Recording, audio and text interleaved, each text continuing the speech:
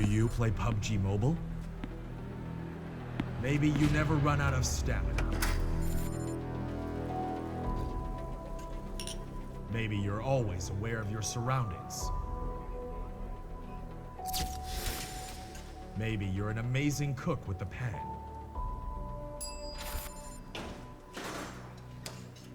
Maybe you're a great driver. But as soon as you hear the sound of an airplane,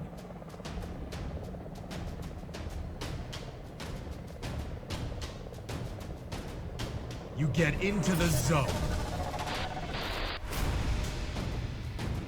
In PUBG Mobile, you all come from different walks in life.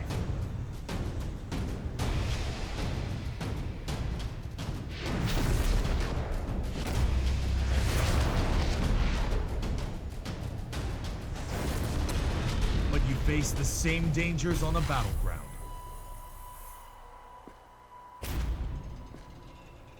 And you become friends. You work together to overcome the obstacles. This is PUBG Mobile. There's a number one in all of us. Welcome to the PUBG Mobile first anniversary party.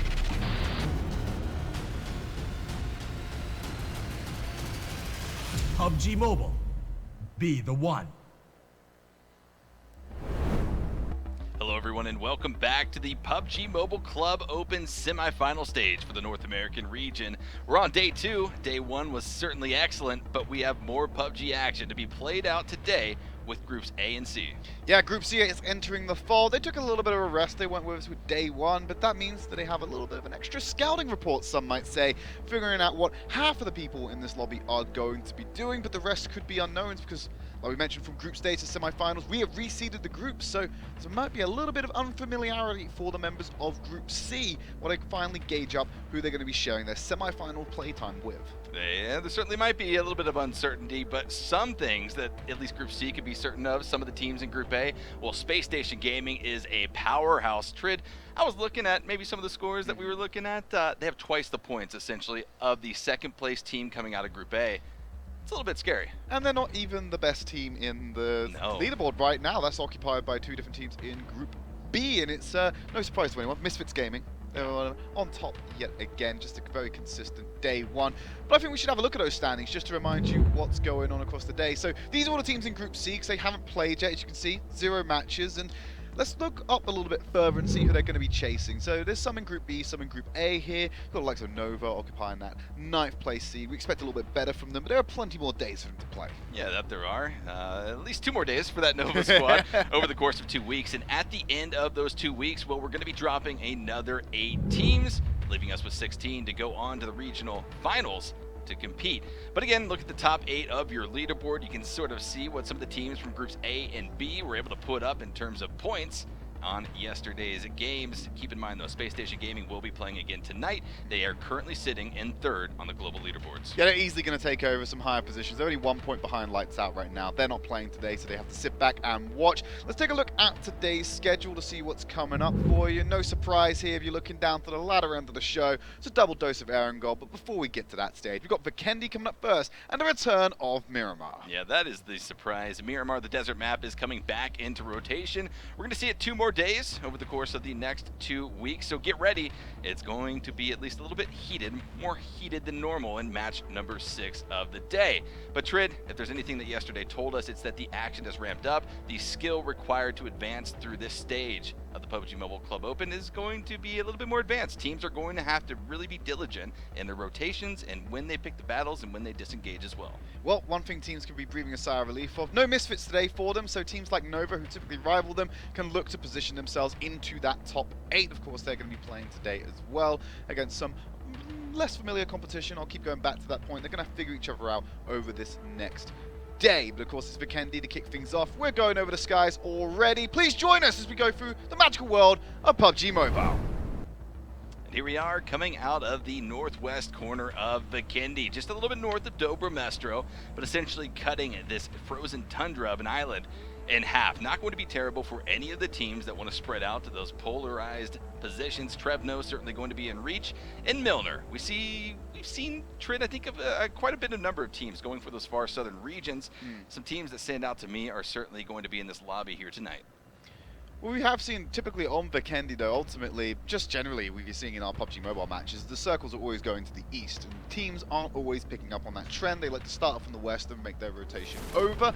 Most of the teams in this particular, well, in our particular matchup we had on Vikendi beforehand, occupy this western half of the map. They do go as far down as Milner to occupy that territory, like you said, Esquire, but a lot of teams will often find themselves making a northeastern sweep, and that'll be determined by the circle, and bless us all, I have cursed the entire lobby. Northwest seems to be where the circle's going to kick things off. A few shots already coming out. You hear them, but not seeing any connections just yet. But certainly this phase will be problematic for a few teams, as Revenants and Tempo Storm, well, they're going to be engaged in an early conflict. Vigilante going to be taken down early on. Nicoletta, you can see in the top of your screen, taking a significant amount of damage as well. And this is really nothing strange here for Tempo Storm. Granted, I think they hate to be in this situation. These early game conflicts can spell disaster if your team is trying to continue on with 4 live, but Tempo's used to this. They always are facing off against these early game engagements. You got Vigilante back into the game. You got Nicoletta in the roster, who's joined Revenant since the start of the semi-finals, and not been too bad so far. Let's see how they progress as we go further on this. Looking around the map, Hot Springs occupied by some of the members of Pittsburgh Knights, as well as Spacestation Gaming. But they're on a 2-2 split. They haven't got a full-strength squad, so that can be very dangerous for them if they're not too careful. Lost and Chica, they're getting awfully close to Nicoletta, and you can see Nico and Spec coming in to try and find him. Nicoletta's been found out. There's the spray down with a micro Uzi. Tries to get out the window, and that's the first flush of the game coming in for Tempo Storm. You know, you saw that coming. You were a little bit fearful for Nicoletta in that position. There wasn't an easy rotation out of that building to reunite with the other 3 members of Revenants now on that southern side of this town. Creatus is an interesting position. Not a lot of teams very familiar with this, but in previous weeks throughout the Club Open, we have seen Tempo Storm come here, and well, they faced off against other teams as well. So no strangers to at least this type of scenario. Their playbook is fully prepared for what they faced off against with the Revenants. Just to go back to that Pittsburgh Knights engagement, Jagger was actually by himself in Hot Springs, so that 3-1 split has just resulted in him going out of the game incredibly early. Spacestation Gaming just being gifted a kill pretty much, and it puts Pittsburgh Knights, who are currently occupying the Cosmodrome, into a 3-man situation from the off. So what we're looking to see here, at least in the early stages of Vikendi, teams going dead center. We've talked about it multiple times, at least unique with Vikendi. Those first few phases are not going to be drastic shifts. Even if they are hard shifts, they are still going to include about 80 to 90% of the previous phase. That all changes as we hit phases 3, 4, and 5. But a lot of teams really playing off that center strategy, especially when you come over here to the frozen map. HQA trying to have a big night tonight. But we haven't really been seeing a lot of consistent play coming out of the members of this squad. That certainly they've been present in these kill feeds. They've been able to at least make it into the semifinals. But Trid, we have to see teams starting to separate themselves, the wheat from the chaff, as some might say. What surprised me most about HQA in the group stage in particular was they did finish in 21st place overall, so close to being relegated, truth be told. But they had an extremely high amount of kills for the position they were in. They had 32 kills, and it doesn't sound like a lot, but if you compare it with some of the other teams that were in that general vicinity in the standings, it's quite high. They have one of the highest distributions of kill to standings points out of any team in our top 24 when you look at all the points they've accrued. So they may not be good at surviving, but they're certainly good at killing, Phil. Yeah, but unfortunately here in this tournament, you have to be good at surviving. Surviving is the priority. Kills are the secondary objective. And well, some teams, just like HQA, they're feeling right. I mean, they're able to get the kills, but they need to at least more carefully pick those battles and go for placements. Wildcard over here on the frozen river just south of Podvosto, going to be looting up a short rotation up to the northwest for this squad. But again, a squad that we are looking to see big things out of. Trid, we saw them make huge strides throughout the group stages, and well, we're looking for the exact type of performance, or possibly even better, coming out of the wildcard members. Well, they got that 3rd place spot, and they would have got the 1st place in their group if it wasn't for the existence of Misfits Gaming. So you got to feel for wildcard. They were beaten out by a team just by not a large amount. It's just unfortunate they were grouped with them. Ignite Gold and BlindedByWin just staring at each other from across the road. Who's going to play chicken first and end up going straight to the abattoir? BlindedByWin, I feel like this is another team that's hyper-aggressive. You see them in the kill feed a lot, but haven't been able to secure those placement points. And again, in a situation where they need to start weighing the risk-reward of these early game fights. Ignite Gold, though, all four very close to one another, holding on in the second story of this building. And you can see all of the players for Ignite Gold, at least the 3 in that building, are in the prone position, utilizing that third-person perspective to try to catch out some of the members of BlindedByWin. No one's exposing themselves just yet. They are entirely aware of what's going on. You can just tell by how they're setting themselves up here, trying to fan out as wide as they can, take upon different angles, and make sure that if anyone does move, like you said, get that information or potentially act on the information with a couple of shots. But I'm sure BlindedByWin have the exact same idea. As you can see, Arx has taken this very long sweeping path to get away from the main cluster of units to provide a crossfire against Ignite Gold should they aggress upon BlindedByWin. Yeah, this is pretty much a situation where both teams are saying, hey, move, and the other's like, no, you move. Well, they're going to be at a standstill here, and you have to at least begin to question. They are inside of the circle, yes, but they're a little bit off-center, so it might be that we see other teams crash in here given its location inside of the circle, and well, with these two teams across the road from one another, one could find themselves in a pinch position, wishing they would have rotated much earlier. Back over here, though, to the Hot Springs area, Spacestation Gaming continues to loot up, trying to keep that ball of momentum rolling that they were able to at least kick in day number 1 yesterday. As it gets further and further the mountain, we get closer to the end of our semifinals, and got to be thinking top 16. All you need to go to the regional finals. That's our next stage of the competition, and that's what's going to be decided by the end of Sunday's broadcast next week. So we're already a third of the way through this stage of the competition, Phil. So points really need to start to be accumulated today. I think maybe 2 or 3 of our teams might be feeling very comfortable in the fact that they likely will be moving on based off of their performance just on day number 1. But if there's anything, at least these past few weeks have shown us, you have to utilize these games. When you feel secure in your placement, you have to utilize these games essentially as scrims to try to get the best practices possible, because only 2 teams can move on from those regional finals to represent North America and the global finals, where you'll have an opportunity to fight for $2.5 million prize pool. And that's what everyone wants. It's a long road to get there, but a road that everyone has dedicated a lot of time and a lot of effort to work their way towards. Wildcard is awfully close to Nova here as they've just taken that path to try to get central location in the next circle. And Nova spotted them, took a few shots, but nothing conclusive, no connections really coming in here. So it's going to put them on edge and maybe force them to look Nova's direction, but beyond that, no real change to the state of the game. Blue Zone, at least working its way in now towards phase number 1. Going to be a few minutes before we see the shift to phase number 2. And again, keep in mind, that shift, it's still a little bit less than a shift. We need another word for these Vikendi phase transitions. It's a nudge. It's a nudge, yes. It's going to be nudged somewhere. Wildcard, though, has been spotted out. The members of Nova, specifically Beowulf, with the G36C, finds at least a few connections with those 5.56 rounds on top of Wildcard's Ranger. Nova and the rest of, well, Beowulf and the rest of Nova got to be feeling good today. They've already qualified for the finals of the ESL Mobile Open, which is happening in DreamHack Dallas in a couple of weeks. So they're riding a good high from some victories earlier in the day. So morale's going to be good for these guys coming into this stage of the competition. So they've already started to take a few shots at Wildcard, who are a team who has leaped over them in the standings at the beginning of this semi-final so far. So if they can get a knock onto them, find out that's Wildcard Gaming, there could be some grudges that need to be settled. And that's sort of another thing, Trid, that I'm going to be looking for in these teams. These have been long days, long weeks for a lot of these squads competing here in the Club Open. So you have to wonder, how much wear and tear mentally are these teams going through? Are they able to keep their spirits high? Are they able to keep their minds focused? Because again, this is not a path. This is a long road for these teams to try to work their way through. BlindedByWin disengaging off of that previous compound that we saw them lined up with the members of Ignite Gold, but out of one compound and into the fray they go as they start to line up across another road from the members of Version 2 White. Bad player just had to heal up. Certainly took some damage from BlindedByWin in a previous engagement, but BlindedByWin now conscious they're splitting themselves between 2 different squads right now. You still got Ignite Gold holding down that line of attrition. It's just being challenged by Version 2 White to the north. We're just seeing the last of our squads make it into that phase 1 circle. Lations Unidos and Shoot to Win. Spacestation Gaming being the last ones to get in there, but you can see it on your screen perfectly now. 3 squads having a bit of a stare down here. I'm not sure if Ignite Gold are aware that Version 2 White are in the area as well. You can see how BlindedByWin is starting to path around this area to try and adapt to the fact that there's now another squad from a different angle approaching. And this is what I was talking about a few minutes ago.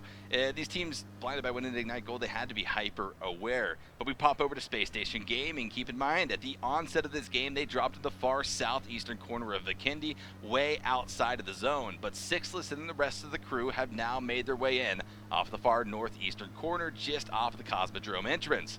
This is going to be a good rotation for them, a safe rotation, but a long rotation as they stop here just on the edge of the circle. Continuing on, if they choose to, they'll likely be running into the teams that we were just looking at, BlindedByWin, version 2 White, and Ignite Gold.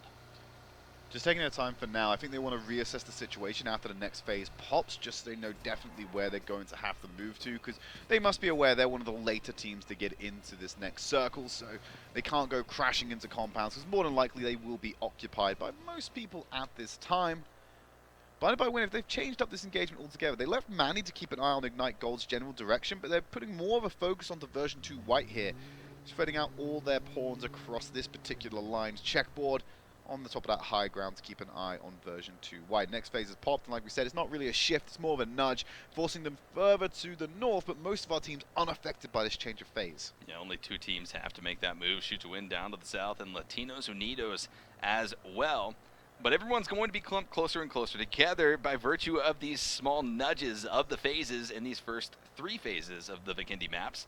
Well, it's going to keep a lot of teams alive. No one's going to be having to move, where we see a lot of the action take place in these transitionary phases for these squads, and that's going to be creating a bit of a chaotic environment as these teams get closer and closer together in the mid to late game. But version 2 White, Bad Player, Mega, the rest of the squad continuing to hold on to this northern coast just off of the position where they were previously taking shots by the members of BlindedByWin. Trey, do you want to see this team maybe play this a little bit more dominantly here in this position, not hang back on the coastal line like they are currently doing? Well, HQA made a lot of noise coming into this area now. They've alerted Tempo Storm, who have immediately changed all their sightlines over to face them and meet them. You can see off in the distance even further, I believe you've got Wildcard still, so HQA not put themselves in the best of positions. They may have just sandwiched themselves between 2 of the teams. Wi-Fi have taken the long swim to go and get that package out on the supply crate. Be curious to see what he's picked up for his reward. It looks like he's picked up a ghillie suit, you just see him from the silhouette there, so immediately going to add to the stealth factor of this player. See an M249 light machine gun on the back as well. Good pickup at level 3 armor kit to boot. It's worth the swim. It certainly took a little bit of time to get there, but it pays off in spades as to what types of engagements the members of Pittsburgh Knights are going to be able to take come mid to late game. A few extra risky peaks coming out from Wi-Fi is likely what we're going to be seeing as Wildcard continues to hold on to this compound. One of the trash looting compounds, and I say trash loot, but it is actually a very good compound to land in. Usually you see teams split up in solo player type groupings to loot up this area of the map, but they've all reunited a 4-stack squad for the members of Wildcard, with Team Anarchy just off to the distance on top of the hill. And this might be another one of those stalemates unless the circle forces the hands of someone else. But now we're having a look at Lations Unidos as they're just still occupying the furthest southwest point. I think they're furthest away from center out of any team in this next circle. And they're just patrolling around this building. Not much more to be said about these guys for now. They are one of the lower place teams. In fact, this team got in the 24th seed. So you would say on paper they're the worst team in our semifinals right now, but I'm sure they're looking to prove us otherwise. Yeah, I mean, we did start this tournament off with the top 32 teams in North America. Certainly everyone is worth their stuff have they made it this far inside of the tournament. But again, you can't take anything away from what Lations Unidos are doing in that position. They were late to enter into phase number 2, and knowing full well that the next phase isn't going to be a drastic shift. It's not going to put a lot of space between them should they have to rotate. Well, riding the edge isn't necessarily a risky endeavor. They're going to be able to stay alive, don't have to cross through that densely packed centralized area. Shoot to Win have just been gifted a double care package pretty much. They're the only ones in the area, and they've just looted one, and another one's about to drop on top of their heads. They're sticking around in that location because of that fact, but they're looking pretty good from the loot game right now, just because bless RNG, I guess, on that one, getting a double drop. Saying thank you, PUBG Mobile gods, for that drop. Shoot to Win looking pretty good, at least in terms of the short rotation they have to make to get into phase number 3. Again, still shifting further and further away from our teams in the south. The rotations will continue to have to come out, but I wouldn't be surprised to see Lations Unidos, Shoot to Win, AreYouScared, and Cream continue to hold on to that southern edge play. They know full well what's lying in wait inside of the centralized area of the circle, and will you at home could see it right there. Here is a nice little airdrop for them to be picking up. That's a good takeaway. And that's another one. There's actually another care package dropping on top of them now, 3 in a row. Is that the flare gun, maybe? I don't think that's activated in Vikendi, is it? Shouldn't be. But Lopez and the team, Psycho, will pick it up nonetheless. They're happy to receive it wherever they get it. But again, teams are going to have to start worrying about the impending conflicts that are inevitable at this stage in the game. Teams don't have a lot of room to work off of. And while these rotations are about to be deadly, cars will be exploding left and right. Teams will be trying to maneuver for a bit more favorable of a position. But will they be able to get it? That is the looming question right now. Teams looking to get into that circle, like we've already mentioned. Down on the southern border, Cream Esports, AreYouScared, and Lations Unidos very close to each other. And looking on your screens right now, HQA, Pittsburgh Knights, Hokage, and Tempo all on your screens. That just shows you the proximity of them. They're over further to the west of that circle for the time being. That next phase that pops might force the hands. Because so far, like I said, they generally be nudges. We've only seen 2 kills so far. One was an unfortunate 3-1 split from Pittsburgh Knights. The other was just an ill-advised engagement from Revenants. And I would actually like to see some of these teams continue to play the edge. Again, placement is so important in these stages, and so is chasing points early on in these stages, or rather these games of the semifinal tournament for North America. And so, again, playing passively, certainly some teams say, you know, hey, you guys played so passively, you got to play more aggressively. No, you got to play to your strong suits, especially given the point system that is presented. Okay, yeah, we'll play aggressively and get 10 points, but go out in 16th. But right, I'll play passive. And I'll get 30 points. HQA. Yeah, HQA. Okay, I'll play passive and get 30 points instead by getting first place, and with only 1 kill. Like that's the RNG scenario. That's the best scenario here. You only have to pop 1 player remaining, but exactly. Play for placement on this one. 30 points for first place. It can't be ignored. And I think some teams that aren't used to this playstyle are starting to adjust to that. You're seeing more and more teams stay alive, regardless of what map we're on. Even on Sanhok, teams aren't willing to take those full-on engagements. They might get pot-shotted at, but they disengage almost entirely. And it's good to see those adaptations. That's what you expect out of the strongest teams from this region. It's the phase circle just moving in right now. The blue going to collapse against that one, and we'll get an idea of where everyone has to move to. Looking at the land territory available, let's say it's about 60% of this circle we're currently in is land, so 40% of it's unusable just because it's ocean. Now, if it keeps shifting up north, it becomes even worse because we're still occupying that water area and that unplayable territory. So hopefully we shift over there and force the hands of a couple of these players. I was waiting for it. I was waiting for the Trid call as to where that circle's going to go to be the deadliest circle possible, and I'm all with it. I know you guys at home are as well, as long as your favorite squad does not negatively get impacted by it. But that shift is about to come out. AreYouScared might have to continue with that movement from the southern area of phase number 3. And there's the shift. It's not going to be a hard shift at all, pretty much dead center off of our previous circle's central point. But our edge teams have to continue to move. They get closer and closer and closer to the area that they've tried so desperately so far here in game number 1 to avoid. So, shoot to win may have to go past Pittsburgh Knights here. They're looted up, and Pittsburgh Knights are playing with 3 right now, so it's not the worst fight to take for them. Lations Unidos, you can already see those guys mounted up and going for the rotation. Cream sweeping around to the east to try and find a less congested area, but they might scrape past Nova by doing this, and that could open them up and expose them to some gunfire that they may not be prepared for. Yeah, they could possibly utilize the hillsides of the coal mine, and again, that would have to be a 200 IQ play. They have no idea right now in terms of the information they've been able to pick up what is lying in wait. But HQA is certainly up on top of these roofs trying to use these elevated positions to spot out some of their enemies, as Zyphon and the rest of the crew, well, they're going to be picking up some loot. Going to be grabbing more loot, but Cream Esports, they're conclusively playing edge right now. They only mounted up and then stopped immediately as soon as they got into territory. So they're playing edge a little bit longer than you thought they would be. But HQA keeping an eye on Team Anarchy in the distance. Nova up here, up on the top of the hill, continuing to look out over the members of Cream Esports. Too much blocking their lines of sight, a lot of trees and a lot of distance, certainly to cover for those shots as Beowulf begins to push out. Not too aggressively, just trying to get some information, immediately pulling it back to the walls of the compound, that hard cover. But AreYouScared is making the rotation up towards the north. They've entered into the southern side of this phase, but they are dangerously nearby to the members of team number 18. That's none other than Lations Unidos, who again, they've been playing this edge game as well. And will you expect all of these teams, if they continue to play edge, they're going to collide one way or another? Pittsburgh Knights have opened up to shoot to win, though, so they've traded a knock each on that front so far. You can see Psycho on the other side of 7. Rafa and Martin looking to come in for reinforcements here. Monarch just trying to keep 7 alive. He's going to press forward against the wall. He might be able to third-person peek, but instead he's going for the res to get his teammate back in this one as the smoke comes down, and shoot to win. Don't know where to aim. Shoot to Win picked up a lot of level 3 armor from those crates as well. This is a little bit favored towards this squad, but again, you're already seeing them start to take casualties. Martin going to be dropped down to about 20% HP, trying to recover as Psycho continues to bleed out on this wall side. Rafa just trying to do whatever he can to push up and get a better advantage on top of the Pittsburgh Knights, but he's not able to do it just yet. And Tempo lost, getting very close to another squad. If he's not too careful, he might expose himself here. You can see on the side, shoot to win. Lopez, solo player, going to get knocked down here. Spec coming in from behind. He's going to get pincered regardless of what he did. Nice flush coming in there for Tempo, the second kill of the game. Nice flush, good awareness, exactly what you would expect out of this Tempo Storm squad, who has continuously proved that they are one of the dominant forces in these 24 remaining teams. But Shoot to Win is still in a tough position to work their way out of. Martin taking a lot of damage, able to get the first aid off. His teammate taking a lot of damage as well, but not able to med up, and they have to worry about this far southern hard shift that we are now facing off against here in this phase. Rotations from the north are going to be coming out, and while the south is getting hyper crowded.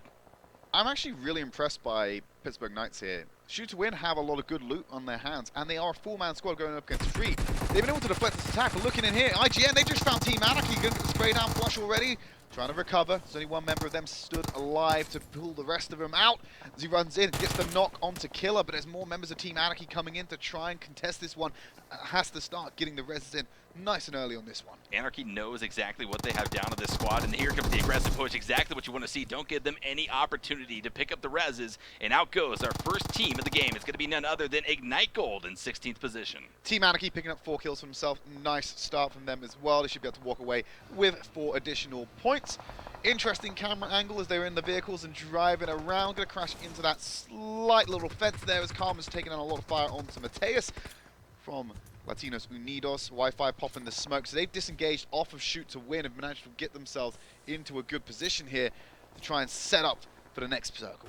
Trent, I want to expand on something that you brought up right after this firefight erupts here. Cream Esports going to be swarming on to some of the members of Lations Unidos. Out goes Revo, flushed out of the game, but other members of Lations Unidos have survived. One in particular down to the south, not going to be able to reach up to Clonus to pick up that res just yet. Likely going to be a flush as Cheto aggresses up towards the warehouse where Clonus is bleeding out. But Trent, I want to go back to this point that you made. Pittsburgh Knights, yes, they have had difficulties here in this tournament, but overall in the PUBG Mobile scene, they're a team that people expect big things out of. So make no mistake, Pittsburgh Knights might have faltered in weeks 1 and 2 of the group stages, but they're here in the semifinals to make a big name and redeem themselves. HQA, a very scrappy team, just holding an angle on the wall here. Mega tanking the blue, trying to take a fight with them. Going to be sprayed down, unfortunately, and the blue working against them as well. So, Mega dropping down for version 2 white. And HQA going to get the recovery in, but Yefei's been knocked down by the area. They're taking a lot of fire from another angle. It's Tempo Nico taking the fight against them, and there's the entire squad wipe coming in. HQA taken out by Tempo. And unfortunately, I mean, HQA, again, playing very aggressively, picking up some kills along the way, but completely revealed their position, completely revealed their hand to the members of Tempo Storm, who came in and capitalized on it and will essentially rain on their parade. As they continue on, though, that's going to be 5 kills for the members of Tempo Storm here in the mid-game. Certainly more kills lie in wait should the members of Tempo Storm find them. Wildcard looks like they're getting gifted a nice little crate as well, as Tempo tries to recover off of that engagement we just saw, picking up a nice loot infusion before they depart. So Anarchy were able to recover after that engagement with Ignite Gold, but now they're fighting with BlindedByWin in that northeast section. BlindedByWin have taken 2 casualties. They're just trying to disengage off of this one. Team Anarchy are going to be able to hold down that position.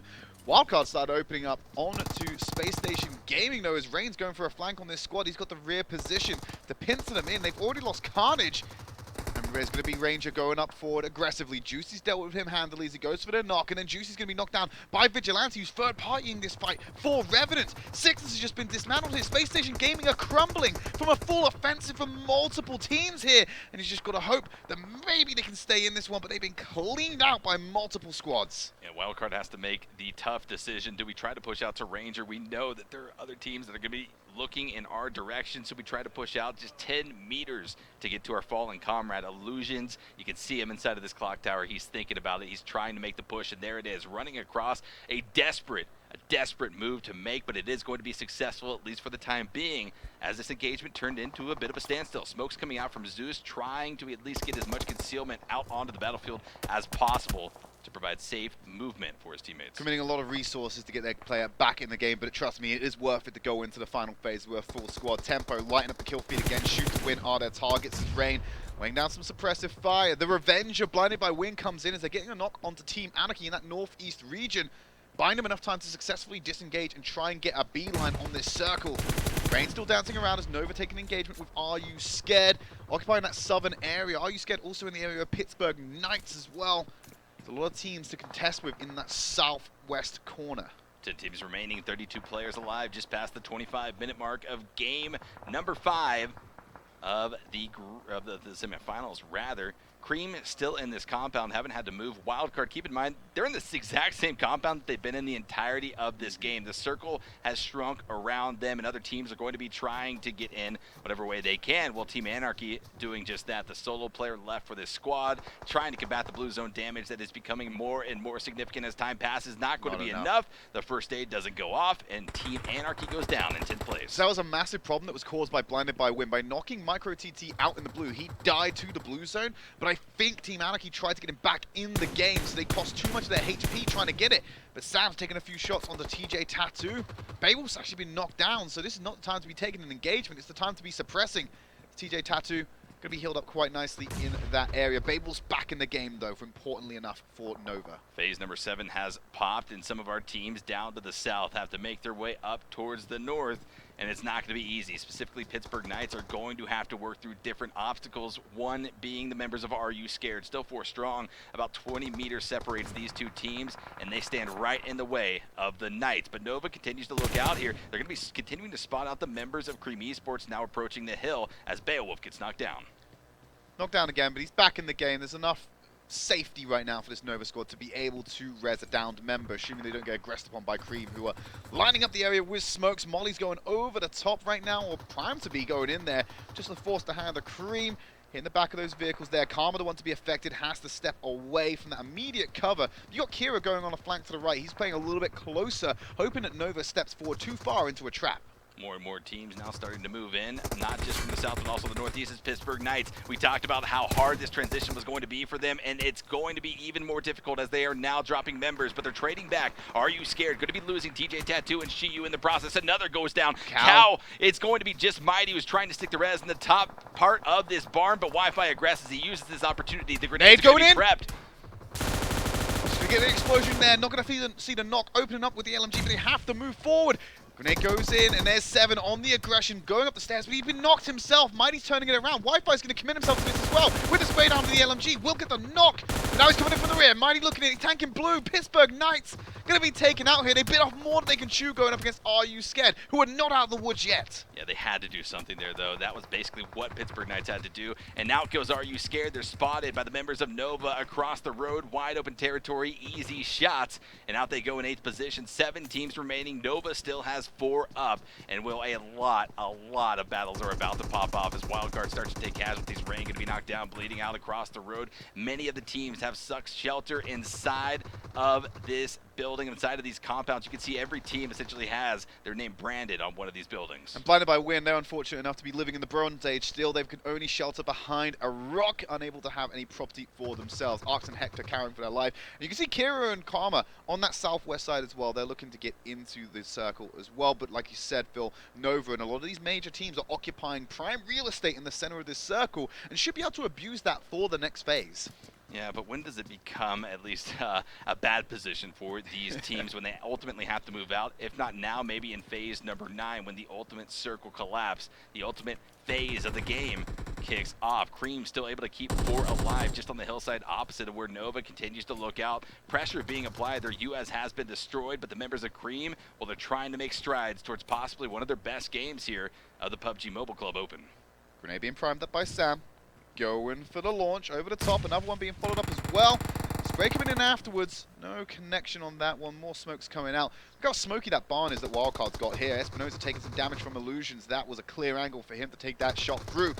So going to close ranks here on Revenants. Tanker wrapping around the side here, trying to get a favorable position. Go for the rush onto Illusions. Look at the knock. The rest of Revenants run in as well. A Wildcard in a position to deflect this attack. I'm not so sure, but the smokes are coming out. Rain's in there as well. Illusions, I believe he has been flushed out of the fight now. So 3 members of the squad as Nico finds Unnamed, the last remaining member from 4 Hokage, takes them out of the squad. Kira's now going to get knocked by Nova, and the flush comes in as well. So dealing with that engagement on that front as Ranger will hold down the line. Zeus and the rest of Wildcard trying to lock down this building in particular. Well, they are locking it down. Revenants are taking casualty after casualty to the members of Wildcard, but everyone is making moves. Preem trying to inch their way in off the edge of the circle. Going to be completely spotted out. The T-36C spells disaster for the members of Cream Esports. Kato picks up knock after knock after knock as the team secures 2 kills, but they have to be ever so diligent of every other squad here in this compound. Tempo lighting it up from the western side of this circle, trying to at least put as much pressure onto the members of Nova as possible. That's big that Sam got knocked, and he's actually sitting just inside of the blue now. Munoz holding down that lower 4 position of Nova. Could play spoiler as they retreat out of this house to try and save their comrade. As Lost keeps an eye on this window. Koto needs to be very careful not to show himself here as Sam looking to climb into the building. Gonna go for the resurrection. The smoke grenade comes out, I believe, just to cover off some of the lines of sight. You got Lost up here with Nico just behind this rock, applying pressure to Nova. This is the final phase of the game, phase number 9. It will collapse on itself. It could come down to a med battle. Teams trying to get that centralized position, and I think that Beowulf is likely the most centralized player on the map right now for Nova, but can they hold off? Can they find the damage onto any other player trying to escape that deadly blue zone damage that's about to be on their back here in just 1 second? Here's the collapse. And we also need to keep an eye on the resources all of these teams have. The health packs, they're not going to be able to go in there. Lost only has 2. They're not going to be able to go for the heal. They're just tanking so much of this blue as they're trying to move into the area safely, but they're going to open it up onto Ranger. He's drawn the attention of Nova, and they're just running into the firing lines. The Sam's going to deal with it quite handily. That's Tempo getting knocked out. Munoz has sacked away a 3rd place spot, but now he's dealing with the pressure as well. Nova still opening up onto Wildcard. There's only 2 squads remaining. Rain is tanking the blue, going in there, hasn't got the resources to stay alive. And that's going to be Nova walking away with their first map win of the day. And Sam, look at that, 9 kills to his name, bumping the Nova total up to 10. Sam says, I am a champion. You certainly are, Sam. Great game, but overall, it's a team game. Great job to Nova.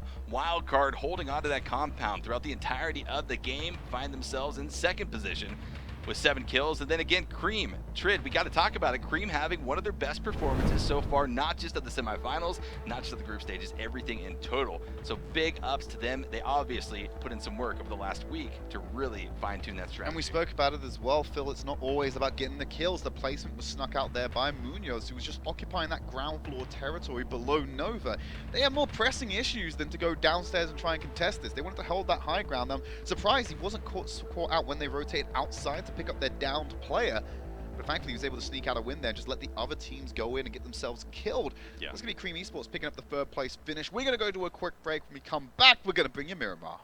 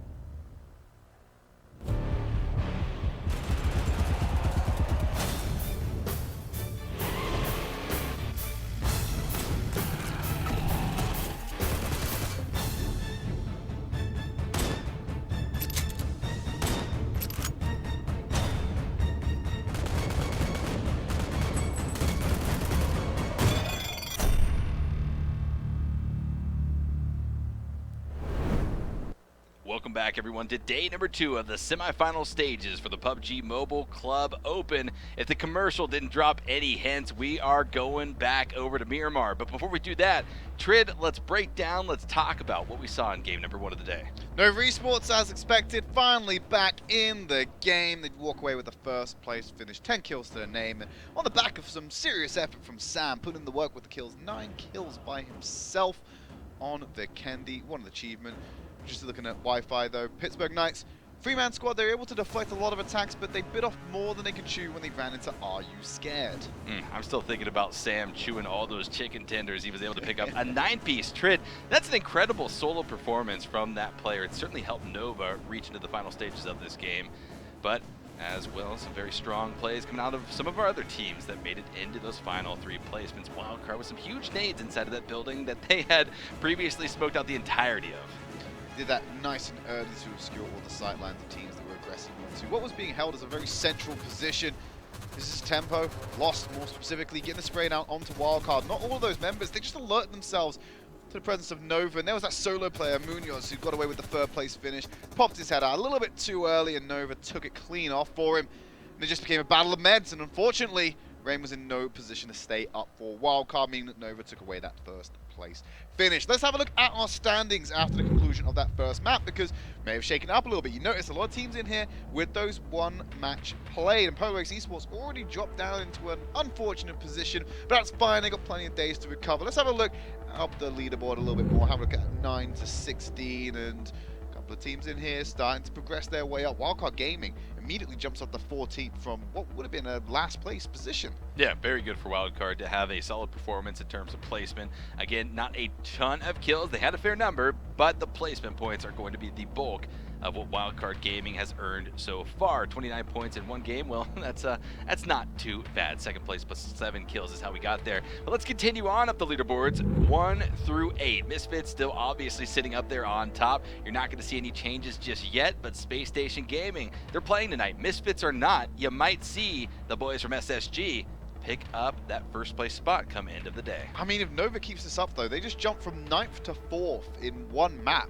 And look at their points, they're 87 behind Lights, well, not 87 behind, they've got 87 and a couple of points behind Lights Out. They could leapfrog over a couple of our top 3 teams here, potentially even challenge Misfits and Spacestation Gaming for a 1st or 2nd place finish at the end of our week. And if you're at home and you might be asking yourself, well, Nova, they're a strong team. What happened to them yesterday? Why are they so low on the leaderboards? Why are they climbing out of essentially a pit? Well, you can check out all of the VODs, all of the replays of that action over on clubopen.pubgmobile.com. Check it out. We've got the rules, the standings, everything that you need to keep you up to date with what's happening here in the semifinals. Let's pivot our attention over to Miramar though, Phil. That's our next map of the day. We don't see a lot of it in this particular tournament format. In fact, we only see each team play it once per stage pretty much.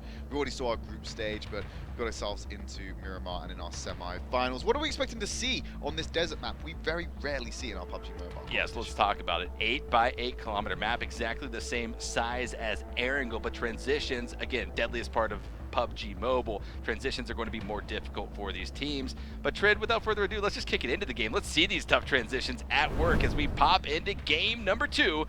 That plane path already greeting us with not the best sight, at least if you're one of the teams playing here, but as Trid says, we love to see these teams forced into rough situations. We want to see that synergy at work. We want to hear these strategies play out for these guys. With the gladiatorial emperors that lie down on a lounger and be fed grapes, we want to see them go through the hardships rather than the easy time. That southern flight path does make it quite difficult to fully utilize the entirety of Miramar, but it is possible to do so. Obviously, grabbing yourself some vehicles early going to be absolutely pivotal on getting yourself the best selection of loot moving into that 1st phase, and we'll get eyes on where that's going to be dropping very shortly. So some hot areas to at least keep your eye on. No idea where these teams are going to be going. We saw at least some of them pick up drop locations in the group stages, but this is the first time that we've seen it with these new lobbies coming into the semifinals. Picado might be an area of contention. Los Leones might be another area where we see a few teams land, albeit Los Leones is big enough to house up to 3 teams comfortably. And a lot of teams favoring at least those centralized areas or just maybe the southern region, not able to make it all the way up there to the likes of El Pozo, La Cobraria, Torre Ahumada, and Campo Militar. spreading it around, and basically teams are currently sticking to that flight path as you expected, jumping off on different times. First circle popping, very mainland, very central, just around St. Martin, or San Martin more accurately. Got a lot of teams going to have to move up. In fact, the worst off from that position so far is Spacestation Gaming, who are keeping down here by Puerto Paraiso in that southeast corner of the map. And there might be something about the southeastern corners of any map that Spacestation Gaming tends to like. Again, in Vikendi, the first game of the day, you saw them in the far southeast. Once again, different map, but Puerto Paraiso is going to be their landing location. A few teams certainly going over to Picado. AreYouScared going to be one of them, and will certainly one other team just to the south. Lations Unidos, I think. Oh, no, that's Tempo Storm. Whoa. I mean, here's the thing. If you're Tempo Storm, you essentially have a magnet in your pocket that attracts every other team. Tempo Storm, I mean, albeit they should have known that teams are going to be coming to Picado, but I don't think they're scared of these early game fights anymore, right? It's too common of an occurrence that we see Tempo Storm dropping in these high popular locations. Well, you know, they're going to be at least holding on to the southern edge. AreYouScared in the arena on the northern side? This might be a little bit of a standstill. The teams don't have to collide, but there's not enough loot here in Picado for both of these squads to feel comfortable with going into the mid-game.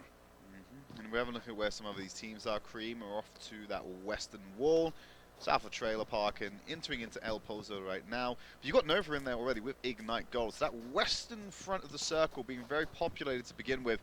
Still going to have Tempo and AreYouScared just by Hokage. Graveyard going to be occupied by Shoot to Win, who are keeping an eye on Lations Unidos right now. So they're approaching further north into their territory. But it's going to be Cotto to get the first knock of the game onto a member of Ignite Gold. And this is one of the unique features of Miramar. You can see it at work right now. Over that far landscape, Matias is essentially in the wide open. You're going to see a lot of bolt action and DMR rifles in play here on this map in particular, because those shots are going to be the long distance shots. You're going to be able to essentially rain down lead on your opponents if you have the aiming mechanics. Rez going to be picked up as they disengage off of that fight. Nova, Kato taken down very low. He was able to secure the knock, not able to secure the kill as Ignite Gold pulls off entirely. But Kato, he doesn't care how much HP he has. He has no meds. There's no coming back off of this, but he's going to play aggressive nonetheless.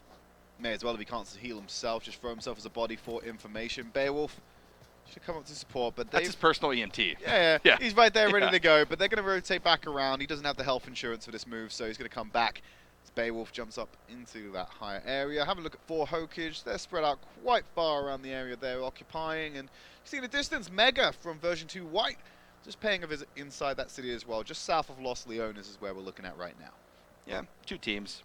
Enough room to work off of here in Los Leones. But again, that centralized circle on San Martin will be drawing a lot of teams towards that direction. One team in particular that landed there is going to be the Pittsburgh Knights. They're not going to have to adjust, but they have to be aware that other teams will be entering the fray here in just a matter of minutes. The blue zone about maybe 30 seconds, 45 seconds off or so from encroaching now on phase number 1. The entirety of the northeast of the map has been untouched. Revenants are closest to utilizing it. They're just south of Al-Hazahar, but they're going to be keeping themselves in position. Cream Esports, they're rotating around the map to the north of the circle and the north of the map as a whole. Getting themselves into an uncongested area. Having a look at Pittsburgh Knights, we already spoke about them in that San Martin area. You've got Team Anarchy quite close to them coming in from the south. They may crash into them if they're not too careful. You've also got Wildcard up to the north of them as well, which may have to move in as the circle progresses. But IGN caught off guard by Koto and the rest of Nova again, getting the first flush of the game, putting Ignite Gold on the back foot. And that player was solo. He was isolated. The rest of his team are already mounted up and are leaving the area safely. Kato says no meds, no problemo, as they pick up that kill. The remaining members of this Ignite Gold squad just continuing to disengage off to the far western wall of Miramar, a very polarized location, certainly outside of the circle that they have to eventually make their way inside of. But they're going to be able to at least pick off some loot, play this a little bit more passively, trying to get their strategy fixed up and ready for the oncoming mid-game. Marvis is really starved for product right now. He's got no helmet, no backpack, no vest. He's only got himself a can and, well, he's got himself a pan as well, and I believe they had a revolver in his hand. That's nothing to work with right now. I wonder if Ignite Gold have been playing a little bit brazenly around Nova. They're desperate right now. Well, yeah, I mean, that's the thing. Nova prevented the members of Ignite Gold from moving into El Pozo, choking off their loot entirely, and now Ignite Gold is forced to try to rotate around what is trash loot. Make no mistake. I mean, these compounds are great, sure, but you're not going to be picking up everything that you need for your team. Popping back over here to Picado, though. Tempo Storm has rotated out of the southwestern corner of this city, and now over towards the motel they go. They're not going to be interested in what AreYouScared is presenting in terms of a threat off to the north, and this is a bit of a shift in terms of the strategy that we've seen Tempo Storm employ in previous games. Perhaps they just didn't clash, so Tempo Storm has no reason to fight this, or perhaps they're ultra aware of the presence of AreYouScared and just want to avoid it entirely. They need to be aware of 4 Hokage, who are actually coming into that area as well. They're driving past in vehicles, but they're going to make enough noise to draw the attention of both of these teams. Just to see if anyone's going to get knocked down because of this. We're on board with HQA. They're making some noise themselves. In fact, some dulcet tones coming from their vehicle as they drive across the desert. They're heading further south away from El Pozo right now. Going to play edge of this next circle for the time being, as Kuang is already set up near Monte Nuevo. A lot of room inside of phase number 1 for all 16 teams in this lobby to maneuver around and find a place to call home. There's no reason to crash into a contested area, but Spec going to be caught out. It's the members of AreYouScared now engaging onto this. Spec maybe just lost sight of the fact that there was another team on the northern side, tried to get inside of the Bronco and not able to do so. Bronco going to be exploded as Spec continues to bleed out. An open area is what separates him from his teammates still up on their feet. Thankfully, he's got the cover of demolished vehicles, so we can stay alive a little bit longer. And you can see Nova, they cancelled their retreat to stay alive. Look at the molly coming in. It's forced him around, and Spec in line of sight will get finished off. That is a relief in a way for Tempo. It means they don't have to try anything stupid, and they get away with 3 and salvage this for themselves. I don't know if I'd be relieved seeing my top fragger on the squad get taken out. It's an unfortunate loss. It's a relief rather than committing 3 to a fight and losing all of you. There you go. The glass is half full. Silver linings, ladies and gentlemen. Silver linings. Woo! And here's the far rotation coming out of the southeast. Spacestation Gaming are no strangers to these late rotations, and, well, that's good for them. They know how to play around this. They know what to expect, and, well, they're likely going to continue on this northern track. Helmet leading this charge, as well as Sixless, as Juicy and Angry pull up the rear. But right now, I mean, really no commotion has popped off. A few shots as players get caught out in unfortunate situations, but no full squad-on-squad engagements, and that's what we expect here from Miramar. Easy rotations for the most part throughout phases 1, 2, and 3, but as we approach that 20-minute mark of this game, that is when things start to boil over. First phase about to pop, and we're going to see how this game is going to be shifted over. It's going to mainly fall on the center, over to the northwest. Not too hard of a shift, but these teams in the southeast going to have to start trucking on forward if they want a favorable position in the next phase. Wildcard are already moving towards Hacienda del Patron, where Team Anarchy has already taken up shelter. Pittsburgh Knights, though, still inside of San Martin. 4 Hokage has made their way around that area as well. But everyone is just trying to vie for a better position. I see Lations Unidos getting dangerously close to the members of Shoot to Win down off of that graveyard position where Shoot to Win had been holding trade. We saw them a few minutes ago. They were in that graveyard. They didn't look like they were leaving, and, well, they don't have to just yet, but they might have to combat against the likes of Lations Unidos, who are rolling over the hills. May get LOS of them, but they're vacating quite fast here in those vehicles. Shoot to Win able to get away from graveyard, and they probably cleared out a sizable amount of the loot in the area as well, so not much for Lations Unidos to pick away from this one, other than a safe location for them to hold onto as these teams start to collapse in. We'll talk about how the southeast may be a hotbed of action just because of the amount of teams that are rotating into the point from that outside location. We're having a look at 4 Hokage and Pittsburgh Knights sharing territory in the center of the circle right now, so this is prime real estate for them to hold onto. Certainly no engagements to be had here. 4 Hokage going to be feeling comfortable in their position on this southwestern corner of San Martin. They don't have wide open areas to go across should they have to make those switches, those transitions, and they've got a lot of cover in the form of buildings to protect them should they ultimately decide to do so. But the blue zone is starting to work its way in on phase number 2. Phase number 3 is around the corner as the Pittsburgh Knights continue to watch these angles. Again, other teams starting to at least get closer and closer to San Martin, but none really breaching inside of the city limits where the Pittsburgh Knights have been holding. They're lining up to try and deal with that threat, but Psycho spotted out Angry. Brings him pretty much to an inch of his life. He's pulling over now to get the recovery in effect, and Lopez is going over the hill. Trying to get LOS on him, may spot him out, but the meds have come in time. He's still very vulnerable in this position. A lot of teammates around here as they're taking wide angles to flank him up. Lopez has the line of sight, but Psycho just burns the vehicle, destroys the cover, knocks Angry down, finishes him off, and That's an unfortunate start for Spacestation Gaming. There was not much that he could do there. He was caught out entirely. Too much damage was applied to the vehicle in that rotation. And Shoot to Win comes up victorious, at least as it relates to one member of Spacestation Gaming. The rest of the squad was able to safely get out of there. So Spacestation Gaming is still certainly a contender for one of those top positions here in this game, as HQA makes their way out of Monte Nuevo, that southwestern region of the previous zone. No longer going to be in play, but only a short rotation that they're going to have to make should they stop on the edge of phase number 2. I can imagine HQA playing edge like they have been doing multiple occasions here. Yefei going to jump in that vehicle, and they did this on Vikendi as well. They were one of the teams who stuck around on the outside and only moved when they had to. And when they're playing the constant game of chasing the circle and chasing new territory, they always expose themselves off to greater dangers down the line. They're not fixing the problem, Esquire. They're just delaying it until it becomes even more lethal and detrimental. And it's unfortunate, too, because HQA is a team that can frag. They've had difficulty getting the placements, but when you play edge, you have to be able to take those fights, and you have to come up victorious, but they've just been facing off against too many squads. They're whittled down by the time they ultimately are at a good position inside of the circle. Show me the circle. It's going to be popping up the next phase. Going very southern, so it's forcing all those teams into the north, northeast, and even some to just the general east to move in closer. Picardo, Power Grid, and San Martin implicated in this next circle. But there's a lot of open terrain that needs to be utilized. Certainly is. Power Grid and the surrounding mountains going to be wide open, but teams stand in resistance on the northern side as well as the eastern side. But a majority of the lobby will be coming down through that northern side where, well, Graveyard is going to become just that in a second, Esquire. A lot of teams are funneling through that one location. Yeah, certainly there are. BlindedByWin trying to come in here. Space Station Gaming still around this area. Lations Unidos as well, but it's going to be Shoot to Win facing off against the members of BlindedByWin. But look at the lines of sight that Lations Unidos can get up there from the coal mines. Revo is in a position, should he have a DMR or a bolt-action sniper, to knock heads left and right. I'm fairly certain Juicy is coming behind Lations Unidos as well, so they're not too careful. They may get caught off guard to begin with, but Martin's going to hold down this location from the church with Lopez. This Psycho taking a few shots at Manny. He's on the roof right now. That's not the safest of positions to be. He's not even got a harness on. If he slips, he's going to take too much damage, and also there's going to be Shoot to Win to clean them up, as Manny now going to be taking those painkillers, popping up the stim. He's got a Car 98 in his hand, so rifles and DMRs reign supreme on Miramar. Maybe I have to get the use, but look at Lopez. He's pushing up. He's holding around the corner for now.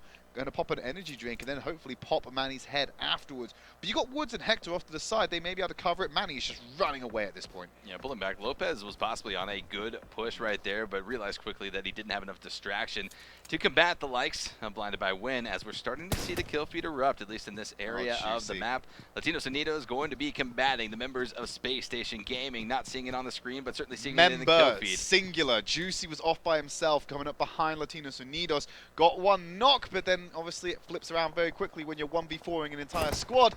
He's going to lose his life for it, but Sam, kill leader of last game, opening up onto Pittsburgh Knights, just keeping him at arm's length while Beowulf gets recovered, but nades are coming in. You need to be very careful not to be affected by that one. The range is there for Wi-Fi, just can't find the mark for now, and Nova are going to get Beowulf up and get him out of this dangerous zone. Another quick decision for the members of Nova to disengage. This is something that you see a lot from this squad. They are very aware of when they are at a disadvantage. Even being such a strong squad as we've seen over the last 3 weeks of this tournament, they still know pick your battles and pick them wisely, pulling off the Pittsburgh Knights engagement entirely and making a rotation around the western side of the previous circle. But we're about to see phase number 4 pop. The blue zone almost at the edges of phase number 3, and Shoot to Win still going to be holding on to the graveyard, but Lations Unidos off to the east. Team number 18 on the minimap. They're pushing in. The shots continue to come out as version 2 White has also entered into this engagement. They're going to be popping off. Waz trying to land the shots onto Revo. They're not going to be coming out with the VSS. Not able to be flushed just yet, but Lations Unidos are taking casualties. Clone is going to be going down to the blue zone, and he's got to have his teammates come back to try to provide that ultra utility and picking them back up. Well, this is going as well. Tempo taking engagement with Revenants. The play zone will claim another knock to Angel. And Revo's now going to be taken out by that one, just by the blue. They're crawling in through the graveyard, but they're just crawling into the ground. That's going to be Lations Unidos removed as our first squad loss of the map. Next phase is up. Phase number 4 shifts over to the western side of things. Power Grid going to be at least part of the landscape of the northern side of this phase that we will see teams fighting around, but Shoot2Win is on the roll. They're in the bus trying to combat the likes of Cream Esports. Karma going to be spraying down, not able to find the fatal connections. It's going to be the vehicle players that end up dropping down Karma. The flush comes out as well. BlindedByWin going to be stealing the kill away from Shoot2Win. These teams with the 2-win names are going to be lighting up the kill feed, and there it is. The vehicle explosion comes out. Cream's Cheto going to be dropped down, leaving just Kira atop the hill to look back and essentially just wave goodbye at their teammates that were dropped out of the game. Doing their best Fury Road impression right now, taking on multiple kills as they follow that road into the circle. And Revenants, they might be next on the menu for them if they don't keep their heads down. You can see Tanker and Peralta in front of this death buggy as they start popping off shots against Shoot2Win. Rafa not taking any damage for now. They crash into the rock to get out and try and return fire. But the high ground definitely in favor of Revenants here. As you see Shoot2Win fanning out to try and avoid the shots coming in from Espinosa. Going full auto onto this squad in the distance. Switches it up to the DMR. Going to hit a shot onto Psycho, but nothing more for now. Keep popping off. See if they get any knocks and turn these shots into kills and flushes. 3 members of Shoot2Win went the right way. One member, Lopez in particular, got caught out behind a rock. Not going to be able to disengage off of this. He lost his helmet in the process, able to get the meds going. Boost almost at full capacity, so he will be regenerating that health as his other members hide behind this deflate. Again, Vigilante and Espinosa's position is an absolute counter should any of the members of Shoot2Win try to engage back off of this. Peralta and Tanker, yes, 2-2 split, but they need to be careful. Version 2 White going to be spotting out AreYouScared. Southern side of phase number 4 is becoming ultra deadly as Mighty going to be flushed out of the game.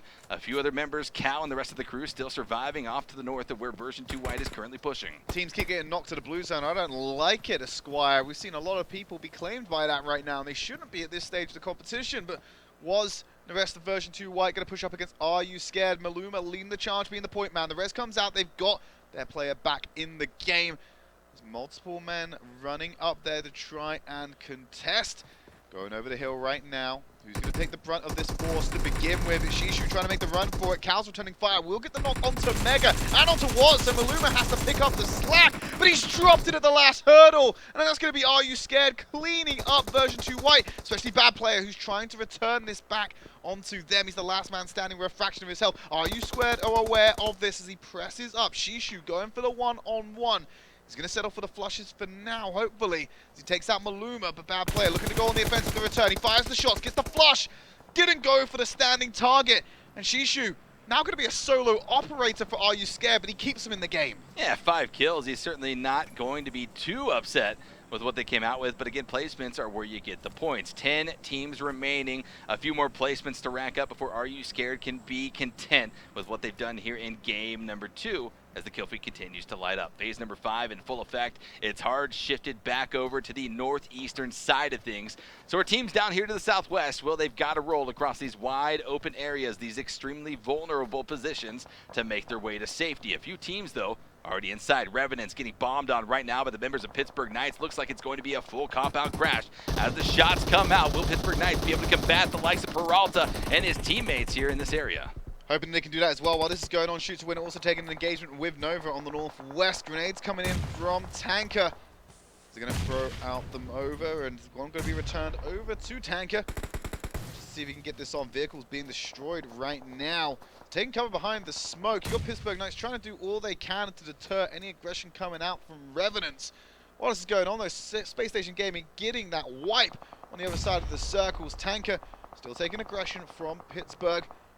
Wi-Fi looking to hold that angle, denied, and maybe go around the fence here to get a better sight line on them, but will expose themselves to the fire. So this is unfortunate behind them. This is unfortunate right now for Revenants. They were in that 2-2 split. We saw them in it a few minutes ago, but now they're facing off against 2 different teams. Wildcard rolled up on the members on the high ground, and Pittsburgh Knights on the low ground. But Tempo Storm going to be fighting against the members of Team Anarchy. Chica going to be going down. The Molotovs coming out, trying to zone off. The remaining members of Tempo still alive and possibly get that fatal damage out onto the player they had previously knocked. All 4, though, going to be alive for Anarchy as Lost tries to get at least some clue on his surroundings. Nades, though, going to be coming in. Chica gets flushed out of the game by James of Anarchy.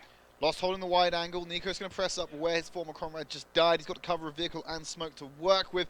High ground in favor of Team Anarchy. Shots coming in against Nico. He's left into the wind, and the headshot will get that knock. So now it's all on the solo member of Tempo to come around here, hoping that Lost, the IGL, can lead his team to victory, but it's a 4v1 engagement. I wouldn't bet on him with my life right now. Well, he's got the level 3 kit, the armor and the helmet certainly benefiting him at least a little bit, but with 4 guns aimed in his direction, it's going to be at least a little bit difficult for him to fight this. Molotov's coming out, trying to zone off Lost from his previous position as he tries to pull back, but as you can see, wide open area is what separates him, and there are some teams around that southwestern Michael is right there as well. Michael, as a solo player, could pop his head up and potentially shoot down Lost while he's holding the angle of Anarchy. You got Nova all the way in the distance as well, so those shots are coming in from them. Beowulf being the one to pick up the kill, and Michael just keeps his head down. He actually deals an attack offensive onto Sam, getting a knock while they're taking another engagement. Beowulf also gets dropped here. So that solo player from HQA, maybe working out advantageous. His Peralta going to get involved into the mix, finding the flush onto Beowulf and dropping Nova down to 3. Phase number 5 is popped. We're going to be continuing to go over towards the eastern side of things. Revenants have now found themselves still in this bit of a split, 2-1, but they're going to be safe and sound inside of the circle. This is the time, though, for this Revenant squad. They still have all 4 make that a 2-2 split they're currently in, but this is the time for them to reunite as a 4-stack and hold on to whatever ground they can. Peralta still trying to combat against the members of the Pittsburgh Knights that are holding on to this compound, and this is what I was talking about, Trid. They are facing off. This version of the duo for the members of Revenants are hitting up the members of Pittsburgh Knights, but their other duo, the other part of this 2-2 split, is still fighting off against Wildcard on the southeastern side of phase number 6. Illusion starting to feel the brunt of this as Ranger gets dropped. He's trying to get the smoke out, trying to get the concealment in place to make a move to pick up his fallen teammate, but other teams are now entering the fray. It's going to be Anarchy bombing in as HQA's Michael, the solo player, gets spotted out and dropped down. HQA eliminated in 7th position. Unfortunate for him, Pittsburgh Knights still holding on to that compound. Peralta opening up onto Sam. The play zone will be the one to claim his life, putting Nova into a 2-man situation. Cotto and Edwin snaking their way into the circle, but Peralta opens up, gets that knock on the Cotto. He's going to go down, so it's all for Edwin to play for, but he's trying to keep up with the blue that's moving in. He may not be able to. Have exposed himself, he might get shot. You can already see him heal up and lose that health nearly just as fast. Revenants 2-2 split. The duo that was combating against the likes of Wildcard is now facing off against Anarchy as well, and they are taking casualties. Wildcard now aware of another team entering from the northern side of things, trying to spray down onto the members of Anarchy. It's going to be Ranger with the M416, but he takes a lot of fire in the process, dropped down to 1 HP, and then ultimately knocked down as Illusions continues to hide inside of this bush. No cover, but certainly concealment from the onslaught being put down, and he's going to be found and spotted. A headshot coming in from Killer with the M416. He may as well have had a giant sign above him saying, "Shoot here." There was barely any concealment for him for that team when it came to getting those shots landed. Able to find him quite handedly through that position. 7 getting closer to Peralta. Tanker holding the wide angle from afar, making sure that Pittsburgh Knights can't get in there as they're pressing around this room. Peralta's got a good position to get that third-person peek. Shishu tries to invite himself to a party where he is not welcome and gets rejected at the door. But Peralta continues to hide behind this fence lines. Pittsburgh Knights might reveal themselves to one of the members of this Revenant squad still alive. This is the only duo that remains, but the circle shifts again over towards the eastern side of things. This is no longer going to be safe. A migration has to come out, and James blows up the vehicle, knocking down Peralta. That's going to be huge damage coming out right there as the members of Team Anarchy continue to play spoiler for all of the teams that were in this area before they entered off of that northern flank. They also have the control. The circle's gone straight over towards them as well, so any team has to aggress. The only player who can kind of mess this up for them is Zeus. He seems to be the player that might be able to get in there sooner because he is closer from a different angle than the rest of these engagements. You can see Wi-Fi pushing out Zeus up on this hill. No one's thinking to look there. He's relatively exposed. Should they come through the smoke, gets a few shots off, and he might be able to deal with that one, but he's uncertain where everyone else is. Tanker going to go down to the shot of 9. As Pittsburgh Knights press forward, and after they've dealt with Peralta, it's now the final 3 squads remaining. 8 players alive, 3 for the Pittsburgh Knights, but 4 for the members of Team Anarchy, leaving just a solo player for Wildcard off to the southeast. But the battle starts to erupt here between the Knights as well as Team Anarchy. A lot of shots being applied, a lot of damage going out on top of Jagger as he hides behind this building. Hard cover presenting itself to get the first aid off, but the other members of Pittsburgh Knights have to push up. And all eyes are going to be on Wildcard. Will they just win out? Zeus tried to move up, tried to advance his position with the window of opportunity he had, but it had come and gone, and now we have our final 2 teams remaining of game number 2 of day 2 of this semifinals here for the Club Open. Jagger and Killer could practically be kissing right now. It's only a wall that divides them. They're so close and they can't see each other around the corner, but they know they can hear the footsteps. Jagger would have got it there. That's going to open it up. Immediately goes on the aggression. Takes the path around the side. Killer going to bite off more than he can chew. Gets knocked down, but 7 in an unrecoverable position as they're just going to storm in. James going for the spray down. Exposes himself to more gunfire from the rear, but the shots don't land true. So James gets away with murder here, quite literally. As Wi-Fi trying to escape, but the spray comes in for James. Won't be able to find it. The knock comes in. The smoke obscuring everything. It's a 2v1 as 9 and Micro TT coming in to deal with the aftermath of this fight. From the angle, Wi-Fi drops down, finds 9. He only has one more player to deal with. It's Micro TT to try and salvage it for Anarchy. He goes for the flush, exposed himself, and what a play by Pittsburgh Knights. They're able to walk away with the first place finish. And their first place finish of the tournament, 8 kills at that. They are going to be extremely happy with the performance that they came out of here on Miramar, especially because they don't have to see Miramar for at least a few more days of gameplay. So hey, you got the points that you needed to. Now take it over to Erangel for the second half of the day and try to continue that momentum, pick up the points wherever you can. You shouldn't have got away with that. That should have been Team Anarchy's first map win of the tournament altogether. Unfortunately, it was won out there by Pittsburgh Knights. We're going to go to a quick break. When we come back, we're going to check you in with the standings and give you an update on what's happening with the next map.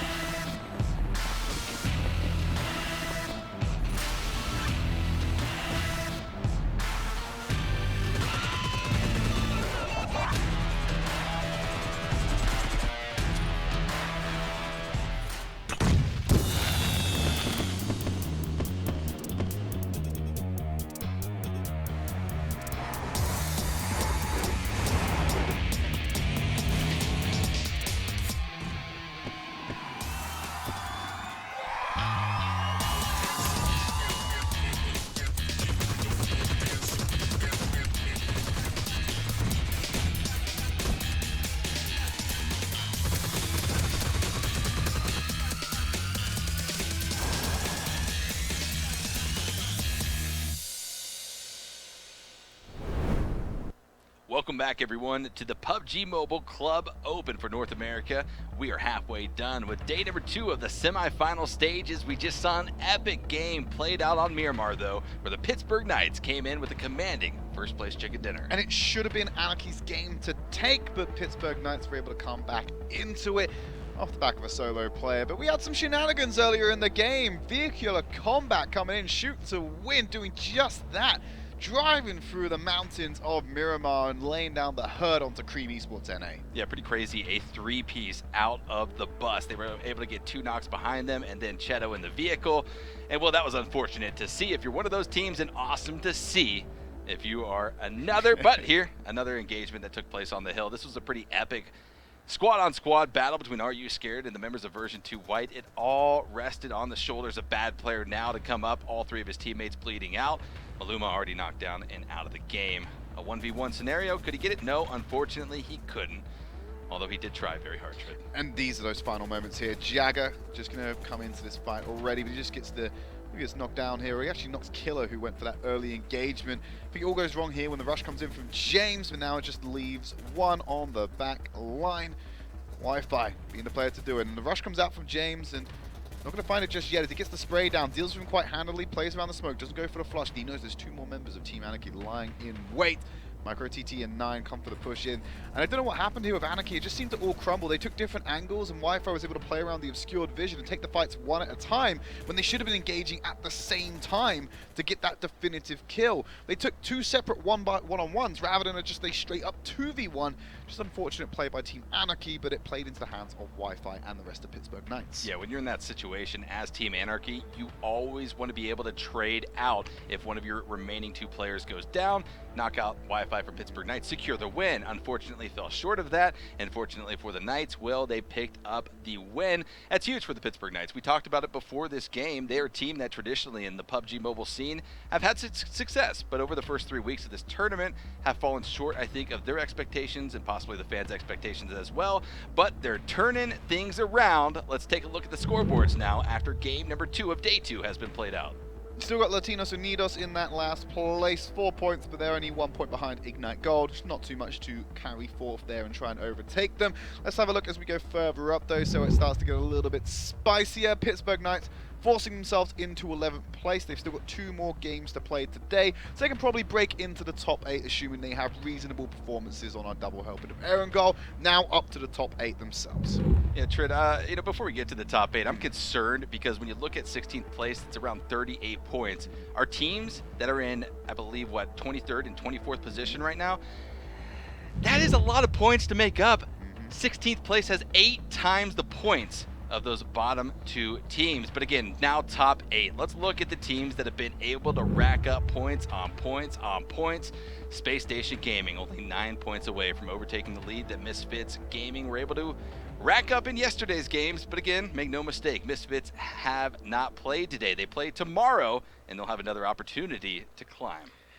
Yeah, but like we're saying, they're only a couple of points behind Misfits Gaming, but they've done that in 2 additional maps. We're waiting for these teams to catch back up, like you said. Let's have a look at 2 teams to watch for this next map on Erangel. It is our 2 map winners of the day so far, Nova Esports and Pittsburgh Knights. Yes, Pittsburgh Knights have played fewer matches, but if you start dividing the numbers to match the score lines, I mean, those kills start to level out a little bit, as do the points. Yeah, they certainly do. The quick math is being applied right now by us and everyone at home. But yes, the ratios definitely favor the members of Knights right now. But again, a small sample size. They have a lot of opportunities to both advance those numbers, but at the same time, possibly pull back on some of those numbers. But Trid, we are popping over to Erangel, the map that everyone knows and loves, the original map here for the PUBG mobile scene.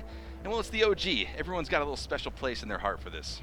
And we've seen a lot of teams drop in different locations. You know, Nova, they're typically going to go for Novo instead. They always head to that location. Milta's typically been locked down by Tempo quite a lot, as well as, I believe there's Lations Unidos taking down Milta Power on top of that as well. So there's a lot of locations around that southeast that have already been locked up. Unnamed, they usually take away Pachinki. They're not playing today, unfortunately, but that means it's free for someone else to take over and potentially have it uncontested for probably the only time this tournament it will be. Well, actually 2 teams teams that we have seen fight in Milta, Lations Unidos and Tempo Storm. Yep. Right? Lations Unidos, they wiped out Tempo Storm in Milta, and they haven't played in the same lobby since then. So I'm actually going to be curious to see how things transpire in Milta. Also going to be keeping our eyes on the heart of Erangel, the Pachinki city that has become a hotbed of destruction. A lot of teams trying to stake their claim to that.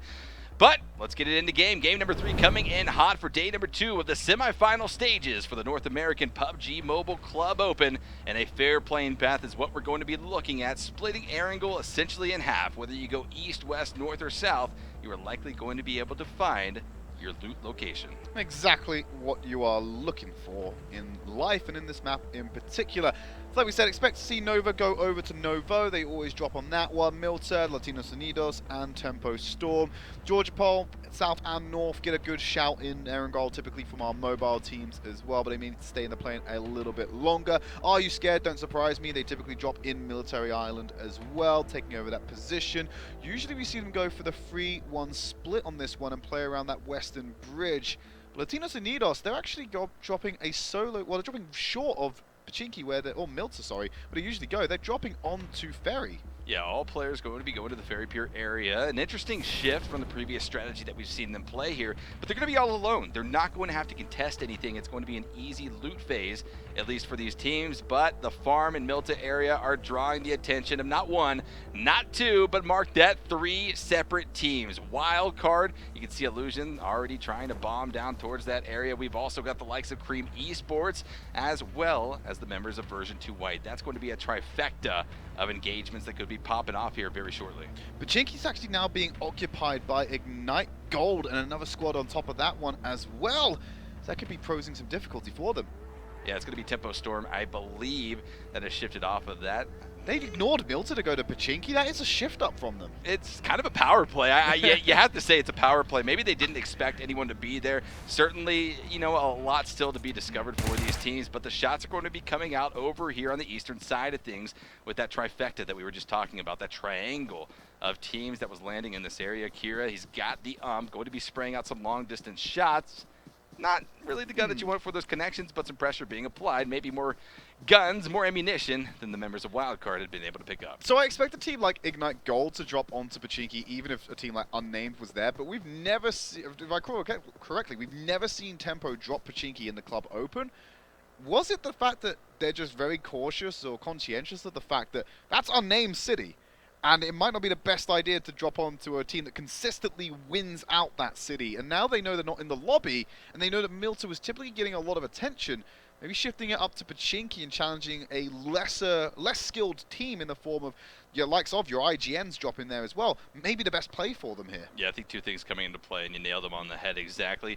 Maybe the fact that they didn't expect Ignite Gold to be there. They'd scouted the lobby and didn't see any Pachinki fans, at least in the 16-team lineup. But also, with the plane path, when they jumped out, I think they likely saw a bunch of parachutes heading over towards the east and tried to divert altogether. But we're looking now at Yasnaya Polyana. This is SSG's home, Spacestation Gaming. They know it, they love it. They are going to be going here every single time as long as they have the opportunity, and with this plane path, they certainly did. But another team looting up on the western side of this city. It's going to be none other than the members of Revenants, a strong squad, a force to be reckoned with that Spacestation Gaming needs to be aware of. And they can certainly loot up very carefully, very comfortably on the opposite sides of the city, but as they work their way inwards, they will likely clash. It surprises me that Team Anarchy aren't also in Yasnaya, as they typically drop in that area. They've gone to school and apartments around that bit area, so hopefully they're not going to be able to make that rotation up to Yasnaya, depending on where the circle goes. Tempo and IGN traded a few shots, but not any HP so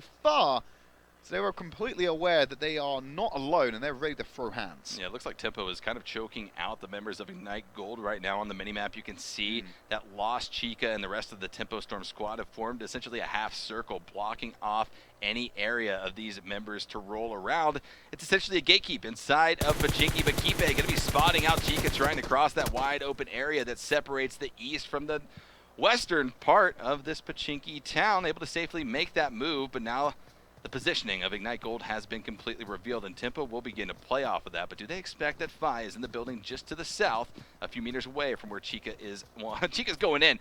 Chica doesn't care where Fi is. That's the question, though. Does he know that there's a member up here? And certainly he's going to be taking fire, but not aware. And that's going to be a connection with the ump. Marvis getting extremely good shots. Fi doesn't even have to worry about it, but he has to worry about loss. That pushes up to try to support their teammate. A quick knock and a flush, and they're going to be out of the game.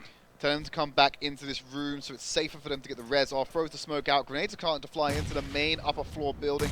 Grabbing into that side room. IGN are pushing in here. Suppressive fire coming in from outside of the house. And they're going to alert Loft that he's not going to be alone. The pre-fire coming in from Wasson already. And just gets sprayed down. He completely alerted his position. Yes, IGN will come into it and get a recovery off of that. But that should have been so much cleaner. There's the flush coming into Lost. Chica should go down afterwards. But they're using it to bait in the rest of Tempo. Spec and Nico coming up to try and contest. Throwing grenades into the room. Getting rushed upon as he drops down the stairs, pulls out his rifle to deal any damage. But they bought enough time for Ignite Gold to get their all members back on their feet. Going to go for the spray down instead at the bottom of the stairs. Wasson actually going to get the flush onto Chica now. They fully recovered. And they can trade out HP for HP here as the grenade going to bounce off the wall. Try and find something. Landing at the feet of the stairs, but not going to explode to take anyone out. The band's going to be applied. Hang on a minute. Spec still pulls it off onto Marvis. He had plenty of time to react. Nico deals with Wasson, who went for a flank around the outside. And Spec is going to finish him off.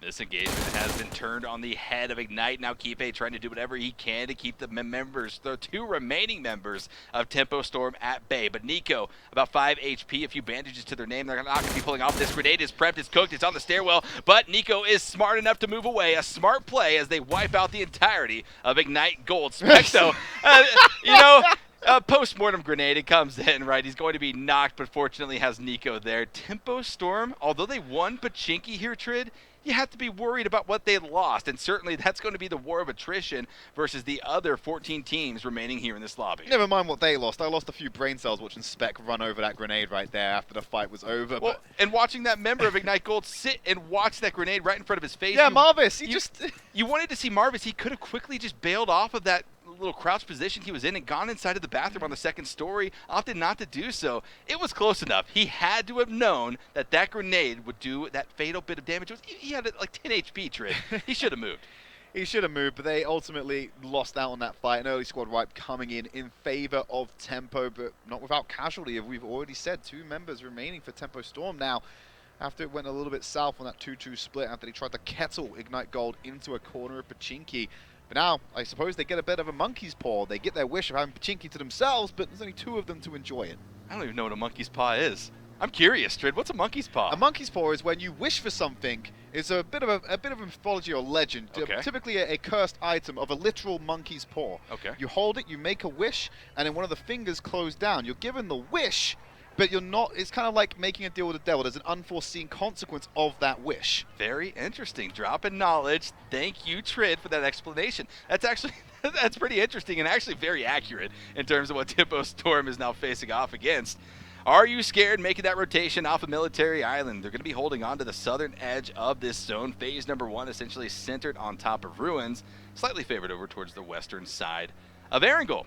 But again, Trid, I got to ask the question, right? What's going to happen here in our 4th and final game of the day when we come back to Erangel?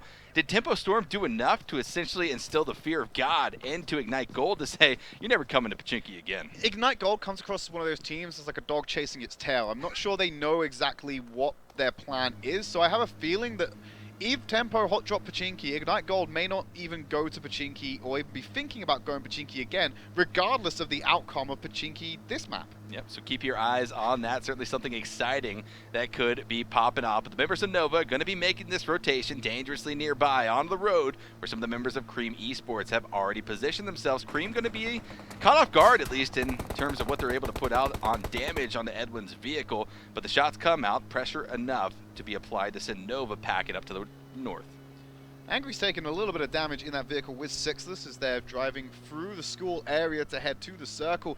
Next circle that popped up, northwest, hard shifting a lot of these teams from those southern areas. The likes of Cream, AreYouScared, and Nova having to make the longest trip and even shoot to win coming up from Morsk. Gonna have to go through Gatka to get into the area. Teams like BlindedByWin and HQA who went to Georgia Pole, they're sitting pretty right now. This is one of the trickiest circles that players hate to see, especially at this stage in the game. The river leading out of Yasnaya effectively cuts phase number 2 in half, and teams are going to be forced to make that decision. Do we go north? Do we go south? Because a late transition to the opposite direction, well, it is going to be a bottleneck of destruction for any team that has to make the opposite rotation.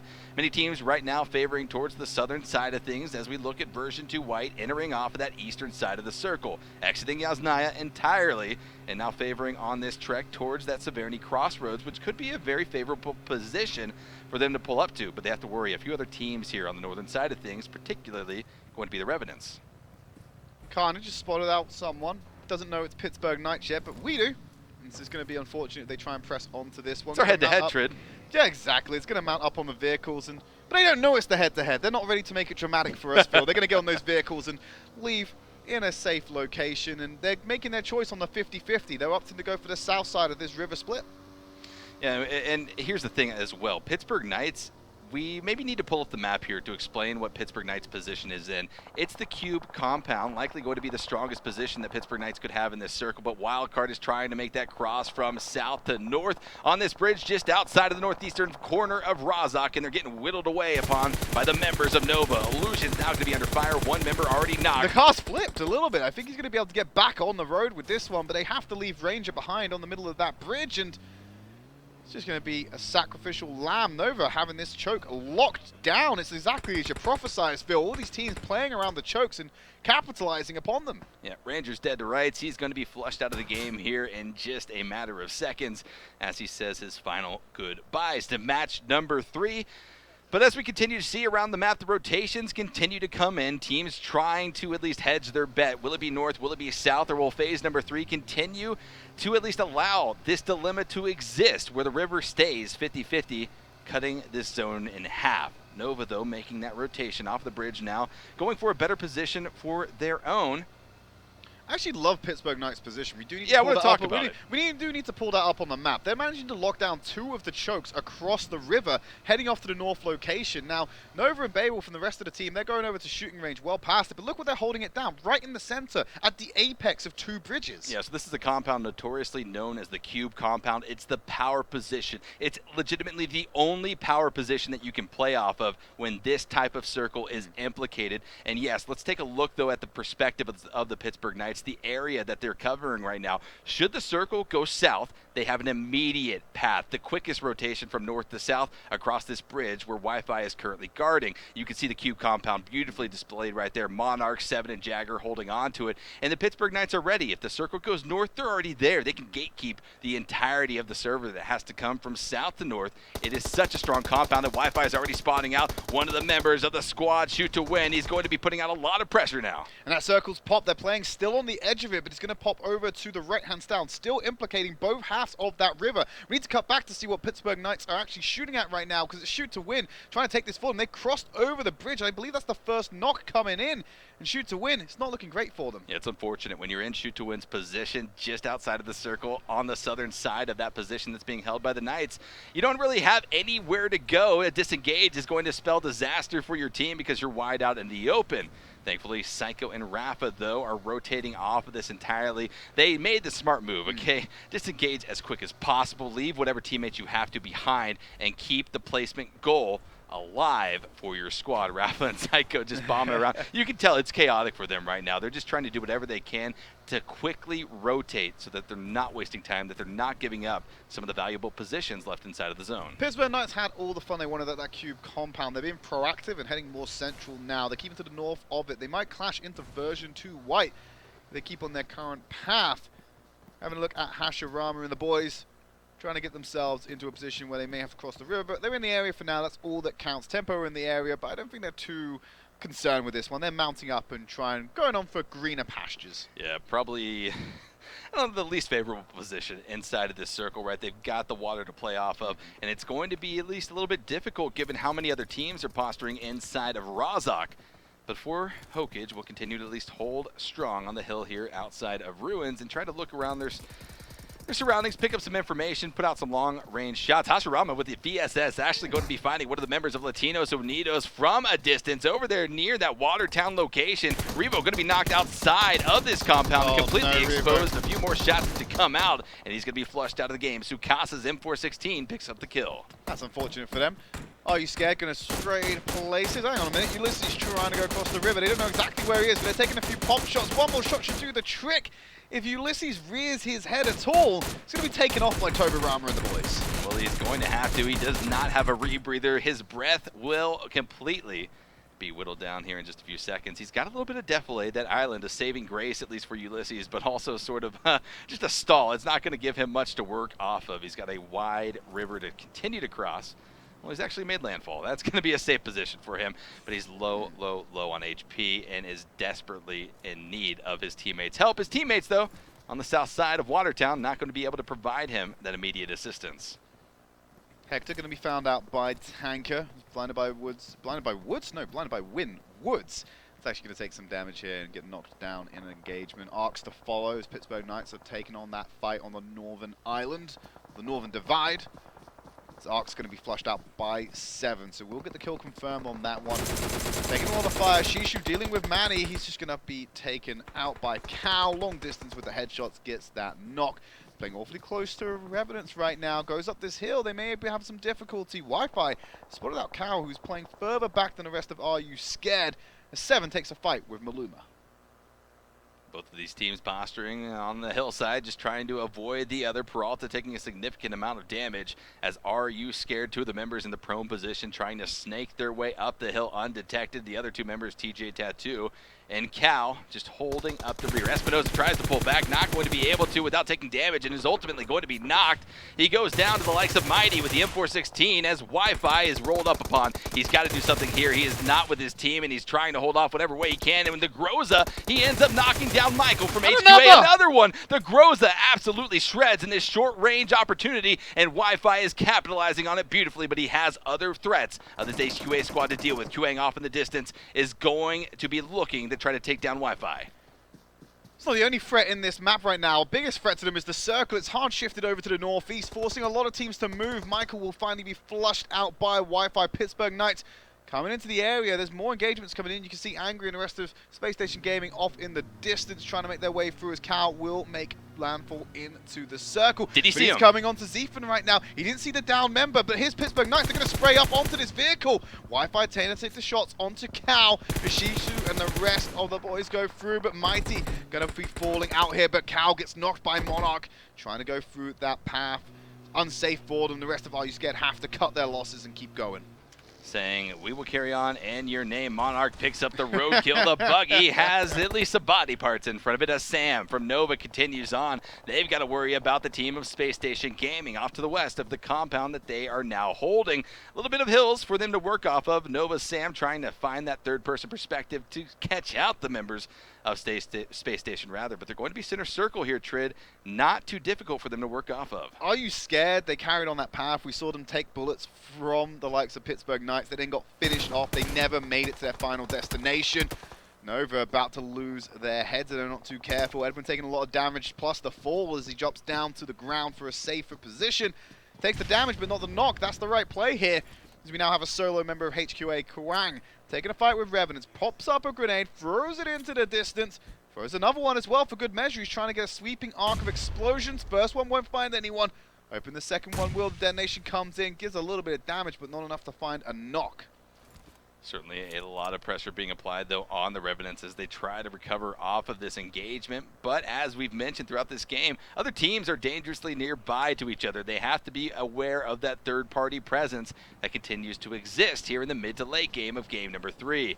Tempo Storm, 2 players remaining, Spec and Nico. Nico now under the bridge, just holding on to whatever structure he can to possibly catch out some of the teams, just trying to inch their way forward.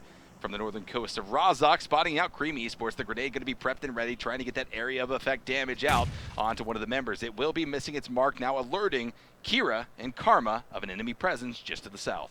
Hoping for that AoE though. Sam found Juicy with a grenade. They're sending over Nico first. They're going to have to pop a healing kit, and Spec's going to have to make the swim for it past Kira and Karma. This is not a good spot to be in. As soon as they pop up, they're going to get sprayed down. But Nico's been spotted out. He has to take cover under the bridge. and avoid out these players that are just lurking on this arch like the trolls they are. Well, he's got to come up for breath very shortly. One tick of him suffocating will drop him out of the game. Nico going down. Now Spec just trying to be the lone survivor for this Tempo Storm squad. Not going to be able to do so. And that is going to be Karma picking up the remaining kill on the Tempo Storm, taking them out in 13th position. Nova, though, now has to reposition off the compound. We saw them next to Spacestation Gaming, quickly departing that and now trying to enter off the southeastern corner. But they have a team gatekeeping them. It's going to be none other than Team Wildcard that sits off just a few meters to the northwest and looking right in their direction. Also combating against the members of Shoot to Win, and now Nova recognizes this. They're going to be pushing up very aggressively, bombing into the trees, setting up this mobile cover that could be very beneficial for them in this engagement. Sorry, Sukasa, and probably Tobarama as well off the back of this. Oh, Lations Unidos now actually taking fire from 4 Hokage, looking for some vengeance as they're trying to spray down this member who's trying to pop as many meds as he can to stay alive. I don't think he's going to last much longer because he keeps getting tagged by the blue and by 4 Hokage. It's only a matter of time. I'll see you in the next life, Angel. See ya, wouldn't want to be a Nova. Going to continue to spot out teams in these rotations, though. Anarchy under fire. That's 1. Mark that. 2 members that will be dropped down and out to the squad of Nova. James bleeding out. Micro TT bleeding out. But their hopes and dreams are still alive because they've got a player inside of the center of the zone just trying to snake their way and continue to be alive. 9 going to be bleeding out as well. Have to be careful because Team Anarchy is in dire straits as we move in to the final stages of this game. 9's in the zone, but you've also got Killer playing Edge right now into the northwest. So now that he's gone down, solo player for Killer. Angel will finally die to that blue zone, unable to get in because he was being gate kept by the rest of 4 Hokage. You're about to crash onto Space Station Gaming if they're not too careful. We're on board with Jagger, who just got a molly kill, or a molly knock, on to a member of Revenants, I believe, as Vigilantes further up the hill. The rest of Pittsburgh Knights coming into position. One of our teams to watch have broken into the top 10, and they're in a good position to carry forth with this one. Could we see a Pittsburgh Knights back-to-back finish on 2 separate maps? Well, wait and see, but certainly they are inside of the centralized area of the circle, but that is going to be a dangerous spot given how many teams will be collapsing on that area shortly. Blue zone, though, working its way in. Phase number 6 on the cusp here as Cream starts to pop off. Version 2 White, though, in HQA. Quang, the solo player. We saw him do a lot of damage to these teams as that solo player. But what can he do now as he pops out to the southern side of this compound where 2 players of the squad are holding? He's in the next circle, but only just... No, he actually has to move and go into cover behind the wall. Version 2 White can't get the angle to spot him, but they're okay right now. They're not too far away from the newly formed circle, which is a hard shift to the west. This is eyeing up to be a great game for Pittsburgh Knights. Nova, 4 Hokage, and Space Station Gaming need to go into this new circle. Quang prone up a smoke to obscure the vision in that window to give him a greater chance of repositioning should he have to. Pittsburgh Knights, you see this circle, you see them in a 2-2 split. They need to group up. There are going to be teams coming off of the east, especially a powerful team, the name of Nova, that'll be bombing in here in just a few seconds' time. But also on the western side of things, Revenants, HQA, Version 2 White, and then from the south is going to be Space Station Gaming. So keep your eyes on Pittsburgh Knights. How are they going to be able to work through this adversity that could be presenting itself here in a matter of seconds? Well, Space Station Gaming, they've got to make that trek from south to north, and they have to face off against the members of 4 Hokage that are on that exact same path. I wonder if they can pull off a Misfits and take multiple engagements at the same time. Obviously, it's not ideal, but if they can exert that pressure, it's going to be useful for them. Here comes the bomb in from Nova into that circle. They've already been spotted out by Wi-Fi and Monarch. Immediately dismount. Grenade's going to go in nice and early over the top, popping as many as they can to get into Nova. The explosions come in. Nothing connects on them just yet. They're falling just short.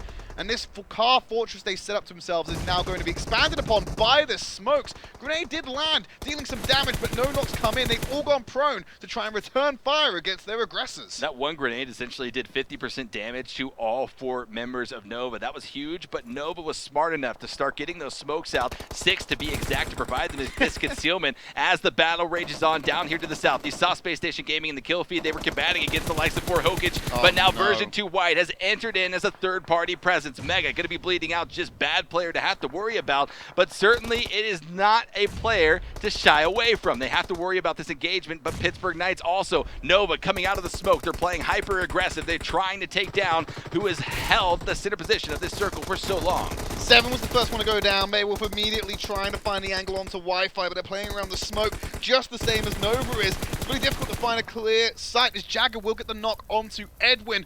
close the ranks of Nova and slow down the aggression coming out for them. Wi-Fi playing forward, changes up the angle to potentially get a flush. Kodo takes more damage from Jagger on this Overwatch position. So you can tell that the Pittsburgh Knights are now completely taking their focus away from the western side of things and now focused it over towards the east with the push coming out from Nova. But what does that spell for the other solo players off on this western flank holding onto the edge, and possibly Spacestation Gaming down to the south? Beowulf, he's trying to at least get the meds going here in this situation. Pittsburgh Knights are still doing this 2-2 split and are able to exert the pressure. The other two members are watching the western front. Jagger and Monarch are dealing with Revenants and others as Kodo opening fire onto Wi-Fi. So they're trying to pull this one off. Two squads taking on a greater engagement. Jagger and Monarch now have the next circle should it collapse onto them. So at least they have an easy retreat path should they have to. So now you're going to see that other 2-2 split, the 2-2 duo that's on the eastern side of things now outside of the circle, quickly try to reunite with the other members of Pittsburgh Knights inside. But Nova going to be throwing out the zoning pressure. The Molotovs will be raining down on top of Wi-Fi and his teammates a few steps in the wrong direction, and you might find yourself going down in flames as Wi-Fi tries to work with this position. Behind the blown up, UAS dropped down to about 10 HP. It is going to be disastrous if Wi-Fi gets spotted out, but the Groza is prepped and ready to spray down on top of Nova when they have to make the push. And Nova trying to fan out as wide as they can to get the good angles on the cover that's being used by them. Now that Pittsburgh Knights aren't at full strength, they wouldn't be able to deal with a 4v2 unless they pull off some amazing instances of guns play. But look at Sixless snaking himself in here to third-party disengagement should it go wrong. As the rest of the space station go for the crash, they're going straight into Jagger and Monarch, and it's gone disastrous for Carnage, who's already been knocked down onto his knees.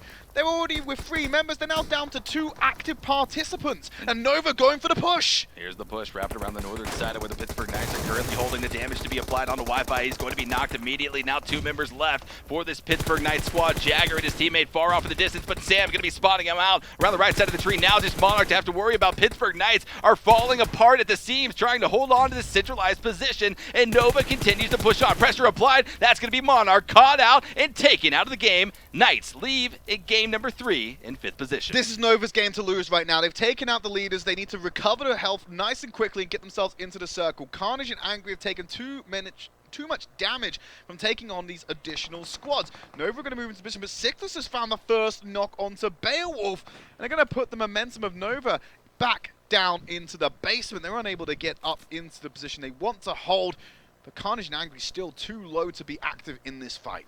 So 3 of our deadliest teams have made it into the final 3 placements of game number 3. Revenants, though, with only a solo player to fight for their name, to hide back and let this battle erupt between Spacestation Gaming and Nova. Grenades will start to fly. Sixless on top of Kato and Edwin. That's going to be a double knock coming out. A huge grenade for Space Station, and now they're going to be aggressing upon this. They know they've got the advantage, and Angry already popping up out of the prone position, trying to get more centralized inside of this circle. Nova has to make the ultimate decision. Do we try to res? Do we try to get our teammates back up, or play off the position?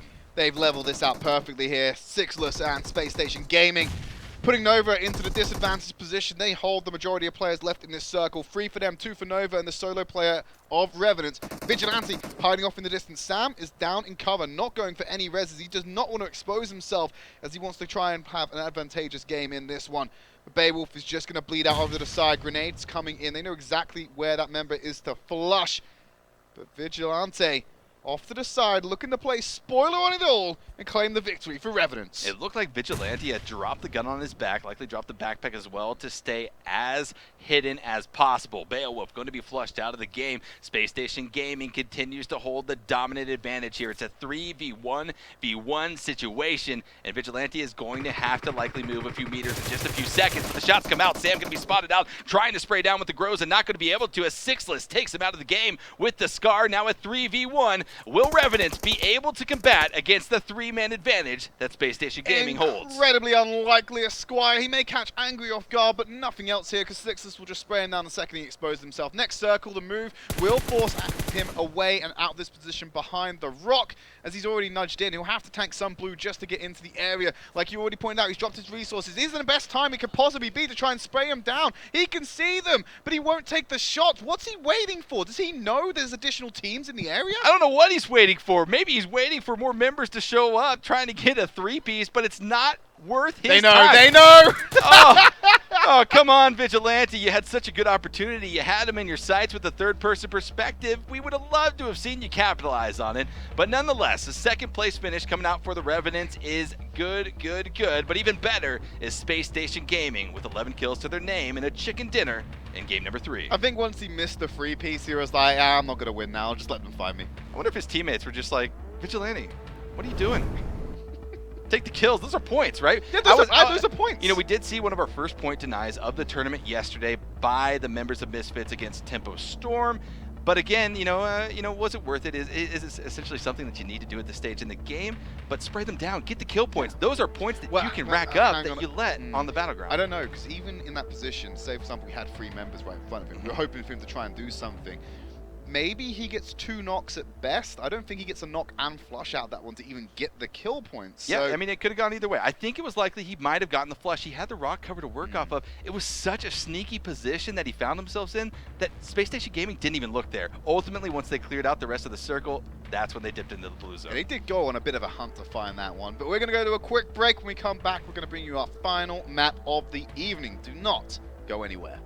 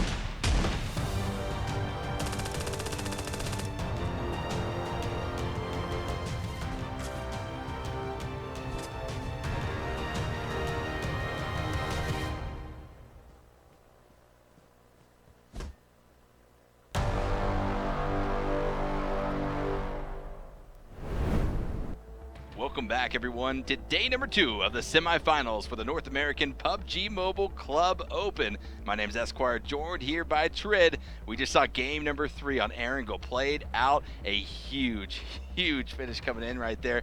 And what a game, Trid. That was exciting. We had that rough circle for these teams to play off of.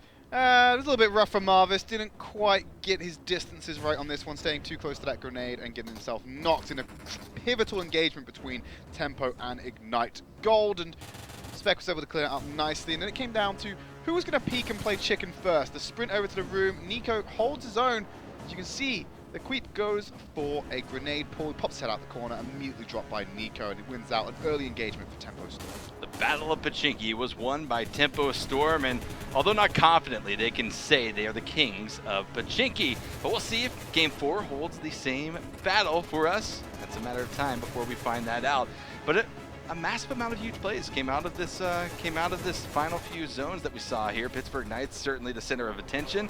This side on the wrong side of attention, at least as far as Nova looking down the sights goes. Monarch and the rest of Pittsburgh Knights, they valiantly held off Nova for as long as they could with a 2-2 split.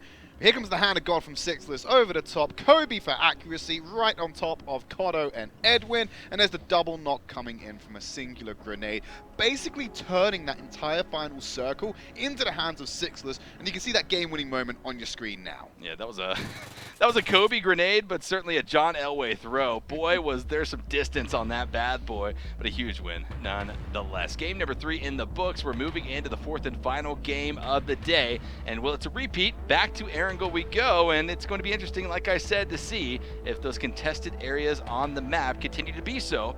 But let's take a look at the standings as we enter into this 4th and final game. The bottom part of the leaderboards here, Ignite Gold still sitting down at the bottom. 7 points. I believe they might have had 4 going into that game, so it would pick up at least a few points. It's not bad. Again, this is just the first day for Ignite Gold. They got 2 kills from their skirmish with Tempo Storm, so that's where they caught some points from.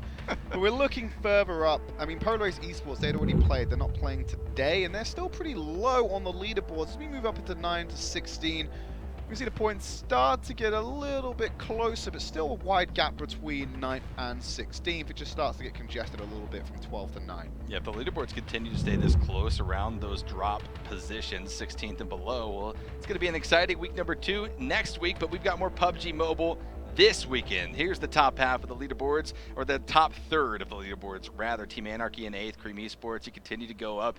Spacestation Gaming, though, with that massive Game 3 victory. Well, they've now passed Misfits. Nova passed them as well, and that's pretty exciting, Trid. But with 3 extra games. Hey, yo, come on. What I want to focus more on is the fact that Spacestation Gaming has a 28-point lead over Nova with the same games played. More placement kill points and more kill points. So that's what I'm really looking at. We need to start comparing the teams who have the same number of matches. Because Misfits Gaming, yeah, sure, they're currently in 3rd place, but they've got 3 more games to play to catch up to the current position. We're going to jump straight into our game very shortly. We've already told you it's Erangel, and I want to look at a few hotspots we're going to have on the map. Keep an eye on Pachinki and see if we have Tempo and Ignite Gold drop there again. Keep an eye on Milta, and let's also see who's dropping on that military island to begin with. But no more speculation. Let's just jump straight into it. Erangel coming on your screens. And here we go, a different playing path than we saw in game number 3. Not so favorable for these teams, at least relative to the previous playing path. Favored up here towards the northern side of things, a stretch down to Sosnovka. For some of our teams, might be exactly that, a stretch. Well, Novo might be not seeing Nova this time. It's going to be a far parachute for that squad should they decide to go there. But we are already seeing Wildcard hop out. This is a squad that stretches as far as possible, avoiding that conflict around the farm and Milta area and stretching all the way over to Milta Power. But Cream Esports jumped out right up on top of Wildcard. Looks like they're heading in the exact same direction. Heading all the way down to the south, and we already see Spacestation Gaming heading towards Yasnaya. They like to call it at home. Revenants does the exact same thing as well. So we're going to have that split that came in on the last series, the last map more accurately. Teams are struggling to get down to the southern island. I believe you can see Nova still in the mix around the Milta area, trying to get over to Novo. But it's Wildcard and Cream who are dropping around Milta Power, and that's going to force an early engagement between the two. Yeah, certainly not a lot of loot destinations. The compound's spread out if you're not landing at big or mini Milta Power. So definitely have to keep our eyes on that. But here it is, first phase of game number 4 going to be popping up. And the river, once again, going to be implicated. A little more favored here towards the northern side of that river. But again, north of Severny lies a lot of water still in play as version 2 White. They're in the vehicle. They've caught out some of the members of Nova. And that's exactly what you do. I'm having flashbacks to the movie Tremors where you hide up on top of the rock so that the ground worms don't eat you up. And version 2 White, well, they said our opportunity to get roadkill, to make those big highlight plays at the very start of the game has now passed. And on to farm we go to find that much needed loot. Having a look where other teams have dropped. Ignite Gold still went to Pachinki. You've got Team Anarchy on the thing, but Zeus is running down onto Cream, defenseless there as Zeus will be able to take out a member of Cream Esports. Munoz getting flushed out nice and early in mill to power, so that hotly contested area really popping off nice and early. I'm kind of confused, or at least concerned. Confused is the wrong word. Definitely concerned for the members of Cream. They're separated off, 2 to the north and 1 down to the south. Karma all alone.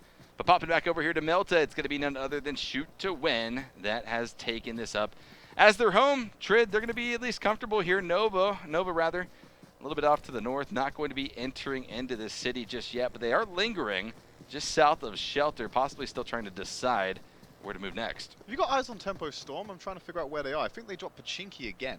Yes, they absolutely did. They did it with Ignite Gold and Lations Unidos in the area, which are 2 of those chasing tail teams. Yeah, it looks like Ignite Gold is a little bit north, just south of that water town. But Tempo Storm has found themselves another team to combat against, and it's the same type of challenge. Hopefully, Tempo Storm can keep all of their members alive and not lose a lot in the process, like they did in game number 3. Maybe thought they secured it. Maybe thought they had the dominant force to show that they are the kings of Pachinki, but unfortunately, their reign is being contested once again. You come at the king, you best not miss, and that's exactly what they're going to try and do here. Was able to deal with Nova, so version 2 White and Nova having a fight at the moment over by Farm Shelter area on the southeast side of that circle. Mega taking the knocks on the Edwin, so that's Beowulf and Edwin on their knees right now. We need Nova to call in their reinforcements. They've actually left the area though. They're going further away. Sam is shooting off to the south, cutting their losses. Nova going out incredibly early, or at least taking detrimental force this early on. Yeah, it's unfortunate to see, not just if you're a fan of Nova, but also as a spectator of this PUBG Mobile esport, because with this plane, Nova wasn't able to get all the way down to Novo, but back here in Pachinki, the action is erupting. Angel going to be dropped down almost immediately by the members of Tempo Store, but Tempo has been traded out as well. Clone is going to be knocking down Chica, flushing them out of the game, but the action continues to erupt as Angel gets dropped down, Revo gets dropped down, 2 of the remaining members for Lations Unidos to combat against the storm that is pushing into their compound. Clonus better not become a clownus right now. He can be in a position to take out the rest of Tempo Storm. Just holds his nerve. You've got Lost at the bottom of the stairs. Someone trying to get an angle across the way. Just try and shoot into that top floor. Mateus throwing the grenade, but they're locked in a confined room. Lost, Nico, and Spec all surrounding the area. Lost taking a little bit of damage as the rest of Lations Unidos trying to jump out of the window and get themselves to a safe position because they're being swarmed by Tempo. It's funny, this is a different building than Tempo faced off against the likes of the other squad in game number 3, but the exact same layout. They've exited out of the building. Lations Unidos trying to get the flank positions on the members of Tempo, but Lost comes around the corner of their shack and sprays down on top of Clonus. He's going to be flushed out of the game. Now one remaining member of Lations Unidos, and that's going to be all she wrote. Matias gets flushed out of the game. Lations Unidos out in 16th place here, and Tempo Storm says exactly what you did, Trid. You come at the king, you better not miss, or we'll take your head. Well, yeah, they may have taken the head of Lations Unidos, but the king did miss a leg from it. You've just seen that we've lost Chica from this one, so already knocked down to 3 members. It does harm the potential to get that first place finish, but it does not disqualify them from doing so. No, certainly not. Don't count Tempo Storm out with 3 members remaining. If they lose any more, again, the disparity between 2 and 4 players is much greater. A lot harder to watch those flanks, but Nova still trying to do whatever they can to combat Sam, the only player left, the insurance policy. He's got to do whatever he can to showcase that he's a bigger force than what he actually is. You call it grandstanding, you call it peacocking, and he was effectively able to do so here out of this compound, sending version 2 White on a northwestern rotation. Yeah, but if you're a solo player, do you really want to be lighting up a vehicle Absolutely. full of multiple members? Do you really want to when they're that close? Because they can just go, hang on a minute, let's just get out the vehicle and start shooting you down yourself. Absolutely, because the goal is that you make it seem like you're a bigger force than you actually are. You want to put out the pressure to send them off the compound entirely. Sometimes it backfires. Sometimes maybe version 2 White says, guys, that's not a lot of firepower coming out. That's a solo player. Let's take him down. It can definitely backfire on you. Bit of a gambit. Yeah, it is. But definitely more often than not, you see players execute that type of strategy, trying to just force anyone off of the compound. And more than likely than not, at the early stages of the game like this, a team is going to pull off unless they're ultra confident in their skill. And version 2 White, they've shown us they don't want to take every engagement. They're not necessarily here for the kills. They're trying to get the placement points.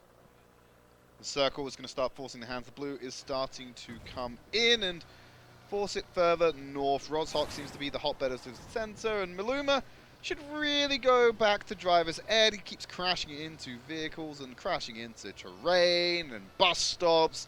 Basically, he would have had his license taken away.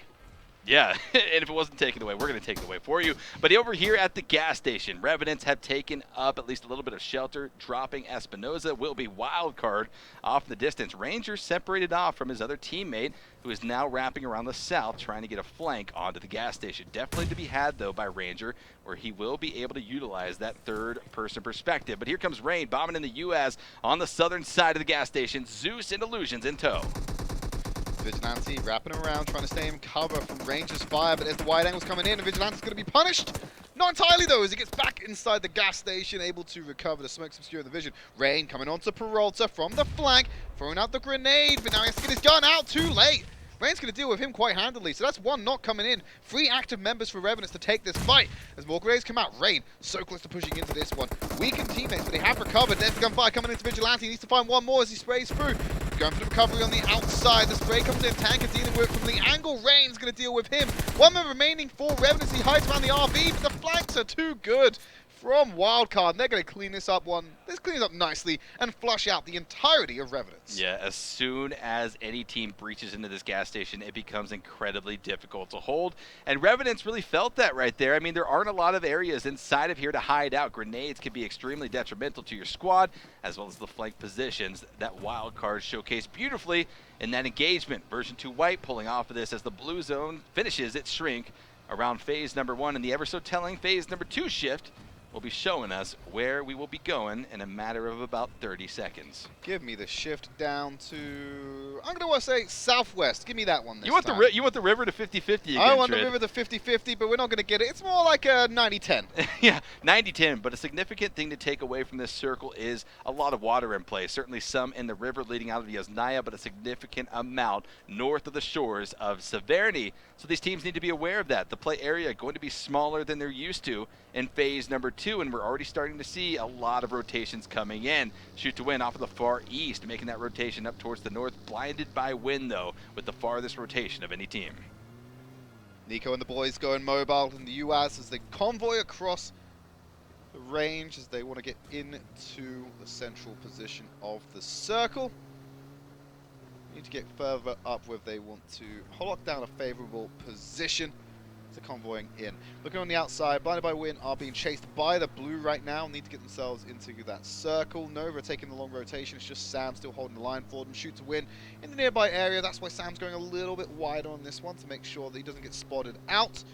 Tempo are moving into the middle or getting close to move into the middle of this circle. They're looking at, they've got Carnage right in front of them. Yes, this is an interesting position. Tempo has a lot of options to choose from. Unfortunately, most of those options have already been occupied. Hearing these shots will be sending them back to Severny, and all things considered, it's wide open. So Tempo will be finding at least a safe haven here in phase number 2. Space Station, though, they've got the high ground position, at least as it relates to phase number 2, the highest point of contact that they could possibly get here inside of the warehouse just southeast of Severny. But another team has rolled up off to the east of where they're currently holding. It's none other than the team of Anarchy. Micro TT, the rest of the crew trying to have another huge performance here in game number 4, and the shots are already coming out. Pot shots certainly, but the pressure is being applied. We're making contact for now. It's a little bit of distance between them, so it wouldn't surprise me with all the cover that's enabled by both teams. Still, just checking in on Sam, making the wide rotation. He's gone all the way to the northern coast at this point to come in north of Stalbar, just to get in by himself. Cream Esports coming in from the east to enter into Severny. They're mobile right now. May dismount a little bit earlier, just get into favorable position. But now let's take a look at AreYouScared. They're coming in from the west, just past shooting range right now to head towards Severny. There is a crate on their path that has been spotted out by Shishu. But it's a different question whether AreYouScared commit to having a look inside. Hokage currently holds on to one of the more powerful positions inside of the circle. It just so happens to be center circle, but it's also known as the Crossroads. South of Severny, that's where they're going to be holding his wild card postures over here on this side of the circle. Some teams will be rotating around the northern side of them and actually crashing into this compound. Going to be version 2 white. The shots are coming out. They're going to be sent off packing. A few lucky connections will be popping them out. Make that one, make that two members of version 2 white that end up getting knocked out of the vehicle. Maluma and Bad Player will be going down. Unlucky fellas, go next, I guess. Oh wait, you can't. This is the final map of the day. We'll see it in another opportunity then. Shishu now taking fire from Angry, will get knocked by Carnage ultimately, and the flush is coming out. AreYouScared put on the back foot. No monkey paw in the world will bring those players of version 2 white back to life, as AreYouScared is now going to be under fire by the members of Hokage. Toby Rama finding a nice M416 spray onto the likes of Cal. Will be dropping him down and flushing him out of the game, as the other members of AreYouScared try to seek shelter wherever they can find it, and it's going to be in the name of a shack on the eastern side of the Crossroads. This is what I was talking about, Trid. Look at the split, the 3-1 for the members of Hokage. They have an ultimate choke point. The crossfire will be insane, but it's ultimately going to be shifted out of circle by the virtue of this Phase 3 hard shift over to the eastern side of things. The Lord is shining his light on Sam, giving him an easy path into that next circle. What you like to see if you're a solo. Yeah, if you're all by solo, it's fine. He's giving mercy right now. Manny and the rest of BlindedByWin, they're already in there as well. Version 2 white, Shoot to Win, Cream. Team Anarchy and Spacestation Gaming potentially playing Gatekeeper on the border regions, as can Wildcard. There's a lot of teams who are having to make the migration in, and they're all pulling the trigger early. We saw one of these circles in South America earlier today. It didn't end up sitting around on Stalber, but another vehicle engagement has popped off. Two of our top teams from this lobby are going to be sending shots back and forth between one another. A UAS to a Dacia as Carnage continues to look on, not worrying about Tempo Storm anymore, and now fully focused on finding a prime position inside of the game. But no, Spacestation Gaming will be losing members. It's that Crossroads area. Toby Rama and the rest of Hokage finding the kills. Nico doing good work there to find Jagger, just going across the horizon on that vehicle. So he's going behind the rock, and there's going to be the flush coming in as well, picking up some kills. Carnage returns fire on 7. Pittsburgh Knights laid down as a solo player right there in that corner. So Carnage and Sixless going to be able to get some damage. They're the last 2 for Spacestation Gaming, so they need to stay alive. Carnage is going to hold this angle for now, get on top of the rock, and there might be a reposition coming in from his comrade. Another consistent finish for Spacestation Gaming here in game number 4 of day 2. Could be huge for them in terms of what it means on the leaderboards as we move into day number 3. Tomorrow, this is going to be the end of it for Spacestation Gaming for week number 1, but certainly they have a lot of time in front of them and a lot of game to be played here as we close out the day. HQA's Michael. I feel like we always see Michael as a solo player, going to be pushing up now. He's got his teammates a little bit down to the south off of his current position, but he's ultimately going to be trying to rotate back to them and away from the likes of Space Station. 7 needs to be really cautious of Yiffei, because if he pushes forward and doesn't own aware of 7's position, they could clash right there and open it up for Space Station Gaming to then aggress and pincer HQA in between 2 conflicts. They're pushing themselves more over to where Yiffei is, but it's all about whether 7 reveals himself. I don't know if he's operating. I think if he is actually operating as a solo player for Pittsburgh, so it's advantageous for him to keep his head down on this one. But Yiffei is just going to start going through the area. Qwang's there as well. 7's been knocked, so he's not working as a solo player for now. The flush comes in to confirms it. Space Station Gaming now only have to deal with 1 player alone, and the fire is already coming in. Sixless has been down by Qwang, and that means the aggression is going to come in from HQA as they go for the flush and the knockout of Space Station Gaming. So Carnage has to make the tough choice. Do I go for the res? And it looks like he's going to have at least enough of an opportunity to do so. Cover of the rock, 3 seconds remaining until Sixless is back on his feet. And well, the numbers have now doubled again in the favor of Space Station Gaming. 2 members back alive and an immediate disengage for those 2 players. Trying to get back, trying to get the meds, and maybe just reset off of this. I don't necessarily think they want to take the engagement, but they certainly don't want to shy away from any easy kill points should the opportunity present. Next circle pops a little bit more central. HQA and Space Station Gaming, the only ones being implicated. Everyone else is going to start heading their direction. So it's in HQA's advantage it's in their favor to have won that fight and cleared out 7, because now they have some cover of buildings to use in a central location of this next circle. And Spacestation Gaming essentially says with their 2 members alive, oh boy, we are likely going to be seeing some teams come into the north, and they need to be aware of that. Teams already bombing in. It's going to be the members of Tempo Storm off the western flank of where Space Station Gaming's 2 remaining members are holding, but Anarchy off to the western edge of this phase number 4, going to be spotting out the members of Hokage, taking some nice shots, finding a few connections with the SKS. The 7.62 rounds ringing true for this member of Anarchy. Player number 9 continues to frag out and just apply the pressure, sending the members of Hokage a little bit south and keeping control of this compound on the edge.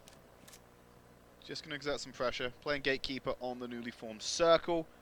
Hokage are in the area now. They're in cover away from that position as well. It's that little area that HQA have carved out for themselves. They've got a couple of shacks to play with and a little bit of divot in terrain, so not the worst place to hold, but they can get enveloped by the high ground surrounding it and cause some difficulties for them. Still looking at this hillside that could be one of the final scenes of battle for this game. Carnage still holding on, trying to get some information. Pittsburgh Knights will be flying in here around the northeastern side of the zone. A few teams already taking up control of these eastern edges of the zone. He's going to have to be very careful as Wi-Fi pulls up, exits the vehicle. The solo player for Pittsburgh Knights trying to make small moves. No big moves for him just yet. 14 teams still alive, 42 players is not when you want to be going out. Shoot to Win are already opening up onto the squad. It's up on the high ground. It's Shoot to Win fighting against Ignite Gold right now. Nico and Tempo taking fire. The return fire comes in. That should have been an engagement that could have been won by Wi-Fi, but unfortunately Pittsburgh Knights are going to go out at the hands of Nova. No, Tempo. Was it Nova or Tempo? Tempo. Tempo as they go in around the circle. They have to move in. Here's Martin moving in, try and save his team. Lopez has already been knocked down. The first aid is going to come in. He's far enough away from the vehicle, or at least in cover from the explosive, to not take the damage away from that as he heals back up. BlindedByWin aggressing onto Martin, holding a good angle for now. You can see Ignite Gold coming into the area as well. Make him up behind BlindedByWin and play spoiler on this engagement. Certainly in phase number 4, all teams need to be aware of their surroundings. Nico with a nice M416 shot, a finish onto Rafa. I believe 1 member left for the Shoot to Win team, and they're in a bad spot. Spec going to be knocked down. Nico has to worry about if he's going to be able to get a res onto his fallen comrade, but Martine and Psycho continue on this push, trying to be the saviors of placement for Shoot to Win. With 13 teams still remaining, you're not going to be walking away with a lot of points. 3 to be exact if you go out here in 13th position. Nades coming out. It's going to be smoke concealment, just trying to apply for Martin, giving him something to work off of as he makes this rotation down to the south to try to enter on the eastern side of things. Not going to be enough. BlindedByWin's Hector spots him out and takes him down with the M416. For the most part, this is a very forgiving circle of squad. Not much has changed on this one. This is coming in. It's just going to be able to let that blue zone come in now. And once it's in there, we'll see the next phase pop on it. And that'll be the real test here. There's still 13 teams alive in this circle, but there's a lot of space to play with and a lot of cover to play around, more importantly. That next phase that pops could definitely change that. Rain getting a nice knock onto Hashirama and onto Tobarama as well, looking for more as they were carrying in that hut. Just going to knock down 3 of them. 1 member stood up for Hokage in that tiny shack. None of them are close enough in grenade range, though, so they won't be able to get a nice yeet of a grenade to finish them all off, but they keep applying the pressure to Hokage. Yeah, legitimately the saving grace for this Hokage squad. They're saying, guys, at least there's enough room around us to where we can't get nades thrown in, but at the same time, we have to rotate out of this shack, and all eyes are on us, and with us losing our armor, losing our helmets in the process, by those shots coming out, well, they have to figure something out. This next shift, though, is going to be at least a deadly one at that. I think we can safely say the boiling point is about to pop off. Tempo Storm, though, going to be approached by Psycho, tries to spray down Lost, almost able to get the knock, but unfortunately the shot's connected by Lost AKM, and out they go. I could barely see his HP bar after that engagement. He was so close to getting the knock himself. Speaking of getting knocked, Hokage, not able to get out of the shack yet. There's Illusions coming in. Michael's going to get involved onto Lost across the map, and the Carnage is also dealing with Kuang, but Wildcard's pretty good. They got their foot on the neck of Hokage right now. They just need to apply a little bit more pressure as the smoke dissipates without replacement. I mean, it's just easier to get those knocks. Yeah, this is a trying time for the members of Hokage. There's essentially nothing you can do in that position. They likely don't have the smokes. You saw a few come out to try to get the reses off on their teammates, but their vehicles are being disabled, and they continue to get knocked left and right. It's shooting fish in a barrel. No monkey paw can save these members. And Trin, I'm going to continue to reference that dang monkey paw as much as possible throughout this broadcast. best. You better believe it as the spray continues to come out from Zeus's M416, but popping back over here, Spacestation Gaming. Remember, they already lost 2 members, but they're popping off in this engagement on the Team Anarchy. Molotov's being prepped, trying to create some zoning pressure just to the north of where these members of Space Station are holding on. 4 Hokage are going up and down more than a meathead doing squats at the gym right now, Esquire. They just cannot get a sustained position and stay alive. It's just, they're at the mercy of Wildcard. And if you look further north, you've got AreYouScared and Team Anarchy up there trying to fire more shots onto them. And this entire area is being locked down. TJ Tattoo is now going to be sprayed down by Zephan up on this high ground with the members of HQA still able to hold on to that position as they start to make that rotation into the next circle. 8 teams remaining, 22 players alive, and well, it's all going to be coming down to this. Who can say at the end of day number 2 that we picked up the final win? Cream Kettle going to be spotted out. Zyphon with a nice spray down, going to be at least taking down one of the members of this Cream Esports team, but other enemies to worry about. Finding another knock here, going to be going down. Karma just trying to stay alive with a sliver of HP. Thankfully, they've got the car cover to work off of, but will it be enough? The guns continue to train in their direction. All right, finally, the battle of 4 Hokage is over. Wildcard have dealt with them handily as the area comes in and closes on the circle. Version 2 White looking to get in onto this one, but Karma spraying down at HQA. We'll get a couple of shots from Michael. Yifei is very close to this one. I'm surprised he hasn't returned the fire sooner as he presses up onto the vehicle. Going in with the Uzi, wants the spray, and he's playing so close to Karma. Will he go left? Will he go right? Either way, he has to breach through the smoke to make this happen, and he's waiting for the Overwatch to come in from his team to guarantee his safety as the pressure keeps being applied to Karma. Again, trading is so important, and that's exactly what Yifei is waiting for. You saw the tracers come in off of his backside. He's got the support, but he's not pushing up on this. He doesn't want to go out of sight of his teammates and get flushed by Karma in the process. But now he knows the grenades are flying. The smoke's trying to come out. He doesn't find the connections on the Karma. Karma completely concealed on the opposite side of the US and continues to evade the shots coming out of Yifei's gun. A little damage being applied, ultimately going to be finding the flush on the Karma. Out goes Cream Esports in 7th position, and HQA picks up their 9th kill of game number 4. Speaking of going out, Spacestation Gaming just got lit up by Wildcard. They won't be joining everyone in that final circle. Wildcard have Ranger out in the forefront, going for the scout. They're going to pass by 9, who has to let them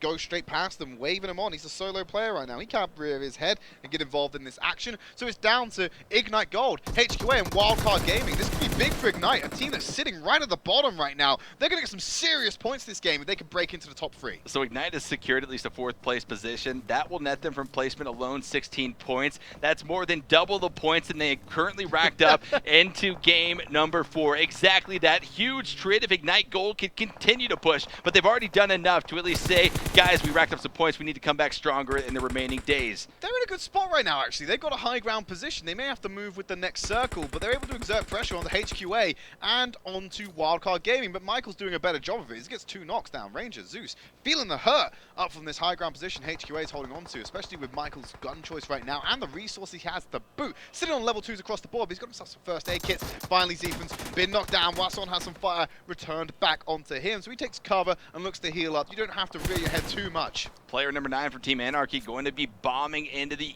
western side of the zone, safely able to secure. Took out Illusions. Yeah, takes out Illusions in the process. Pretty insane, but ultimately going to be taken down as Wildcard spots him on the backside of the rock and takes them down. Out goes Team Anarchy. 3 teams now remaining. HQA versus Ignite Gold versus Wildcard, and this could be Ignite Gold's game to win here as they look down the hills onto the likes of HQA and Wildcard. I'm looking to see where the next circle pops here, Phil. That could dictate whether IGN can walk away with their first map win and hopefully get themselves in a good position. But already, Fire's going to be taken down by Qwang, getting the knock on. Wasson is in position to help, so I wouldn't write them off entirely yet. Zephan's also fighting with Wildcard right now, taking down Rain, so it's a solo player for them. Yeah, it's a triangular engagement once again. All 3 teams are engaged on each other, and that makes it even harder for these teams to move. Everyone essentially has to reposition so slightly. Not too bad, though. I think the hardest reposition comes in the form of HQA. Ignite Gold and Wildcard are okay for now. Wildcard especially, they're just basically on border right now.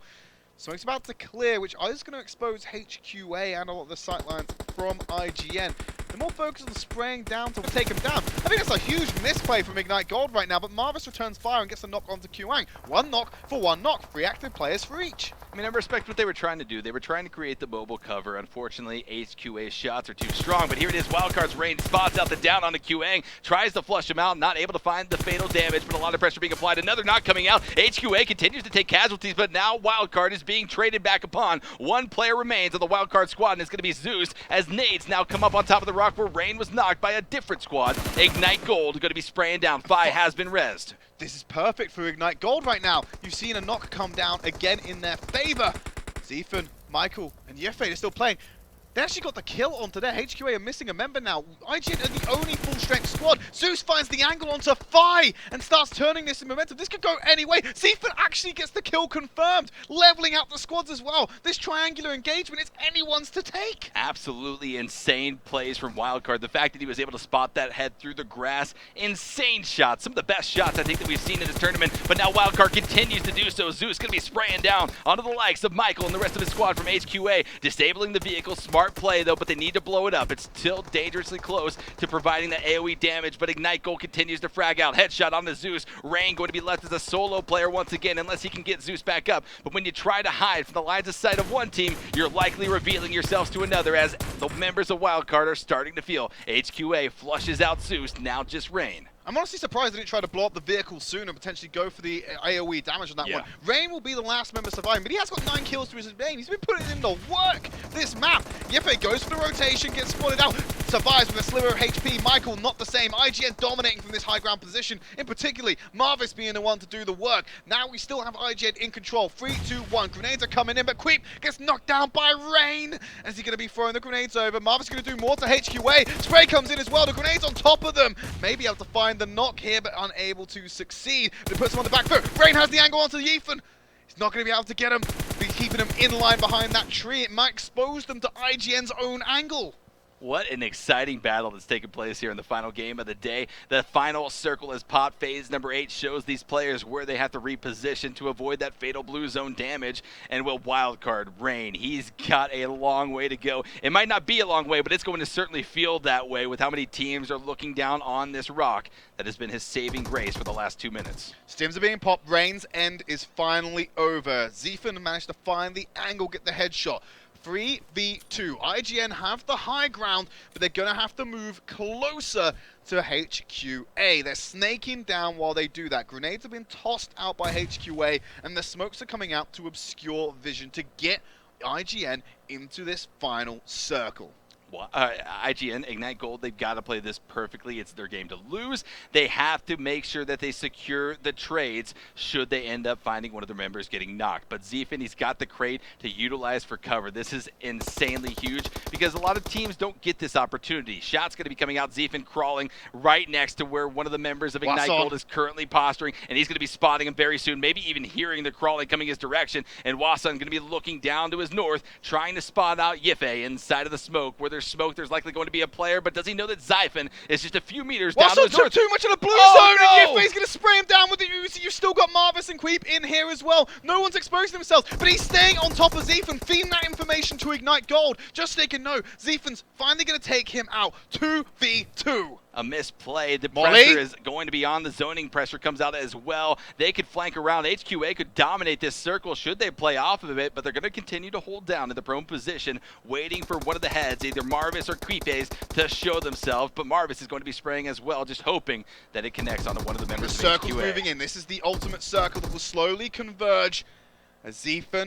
They're all of them being forced closer. But here's Creep. He's going to pull the trigger. Space has exposed himself. Goes over the top. Going to be sprayed down. They know it's a 2v1. They just need to go and hunt Marvis now, who's holding the angle in prone. Yefei's eyeing up the general direction. Zephyr will get the flush on to keep securing that it will be a guaranteed 2v1. The blue started to affect Zyphon. He needs to get into the area. This could be a huge misplay for XQA. He goes down to the play zone. It's now a 1v1. And the blue zone is giving the assist over to IGN. The spray's coming in for Yefei. It's not entirely accurate. Marvis now has the information of where he is. Going to spray on the spot. He finds it and clutches it out for HQA. What a battle. HQA coming up with a huge chicken dinner to end out day number 2 of the semifinals. Trid, look at that. That's going to be 16 kills as well as the first place placement points. 16 kills is matching the all-time kill record for a team on Erangel, which is held by Tempo. Sure, absolutely. Yeah, that's a great performance for them. But also a great performance for Ignite Gold. I mean, we have not seen them in the top 3 for the entirety of this tournament, but boy, did they show up and say, if you forgot about us, don't worry, we are here, and we're here to play. It was so close to getting that first place finish. I like the initiative there to take the aggressive play and be proactive with it, but you do expose yourself. It's kind of like a little bit of a stalemate here, and it could have been a little bit more one-sided as Ethan didn't go down to the blue zone after winning that engagement quite handedly. Yeah, I mean, if anyone has ever played PUBG Mobile, you know when you're in those final few moments, your heart's pumping, the adrenaline is going, and the pressure was on, and well, these teams kind of felt that we saw a few misplays from both teams. Both of those squads made some pretty impactful mistakes that could have thrown it in the favor of one another, but ultimately, well, it's HQA that comes out with the W, and you have to continue to give them credit for it because they did it in such a stellar fashion. Let's have a look at some stats or some standings, and Lations Unidos, after a game play, they're going to be there in that 24th place, actually, right at the bottom with 4 games played. So, see a lot of these teams down there. So, unsurprisingly, teams with 8 games played, so Group A, are going to be down there at the bottom. Let's go further up and see what's going on up the leaderboard. For Hokage climbs into 15th place. They have got double the amount of games played with the rest of the teams occupying this area. Pittsburgh Knights finishing in 11th despite getting a map win earlier in the day. Or being close to it. I can't remember. Did they actually win a map? I believe they came close to it. Very close. Very close. But they're going to be able to hold down a position. But now let's have a look at the most important stuff. The top 8.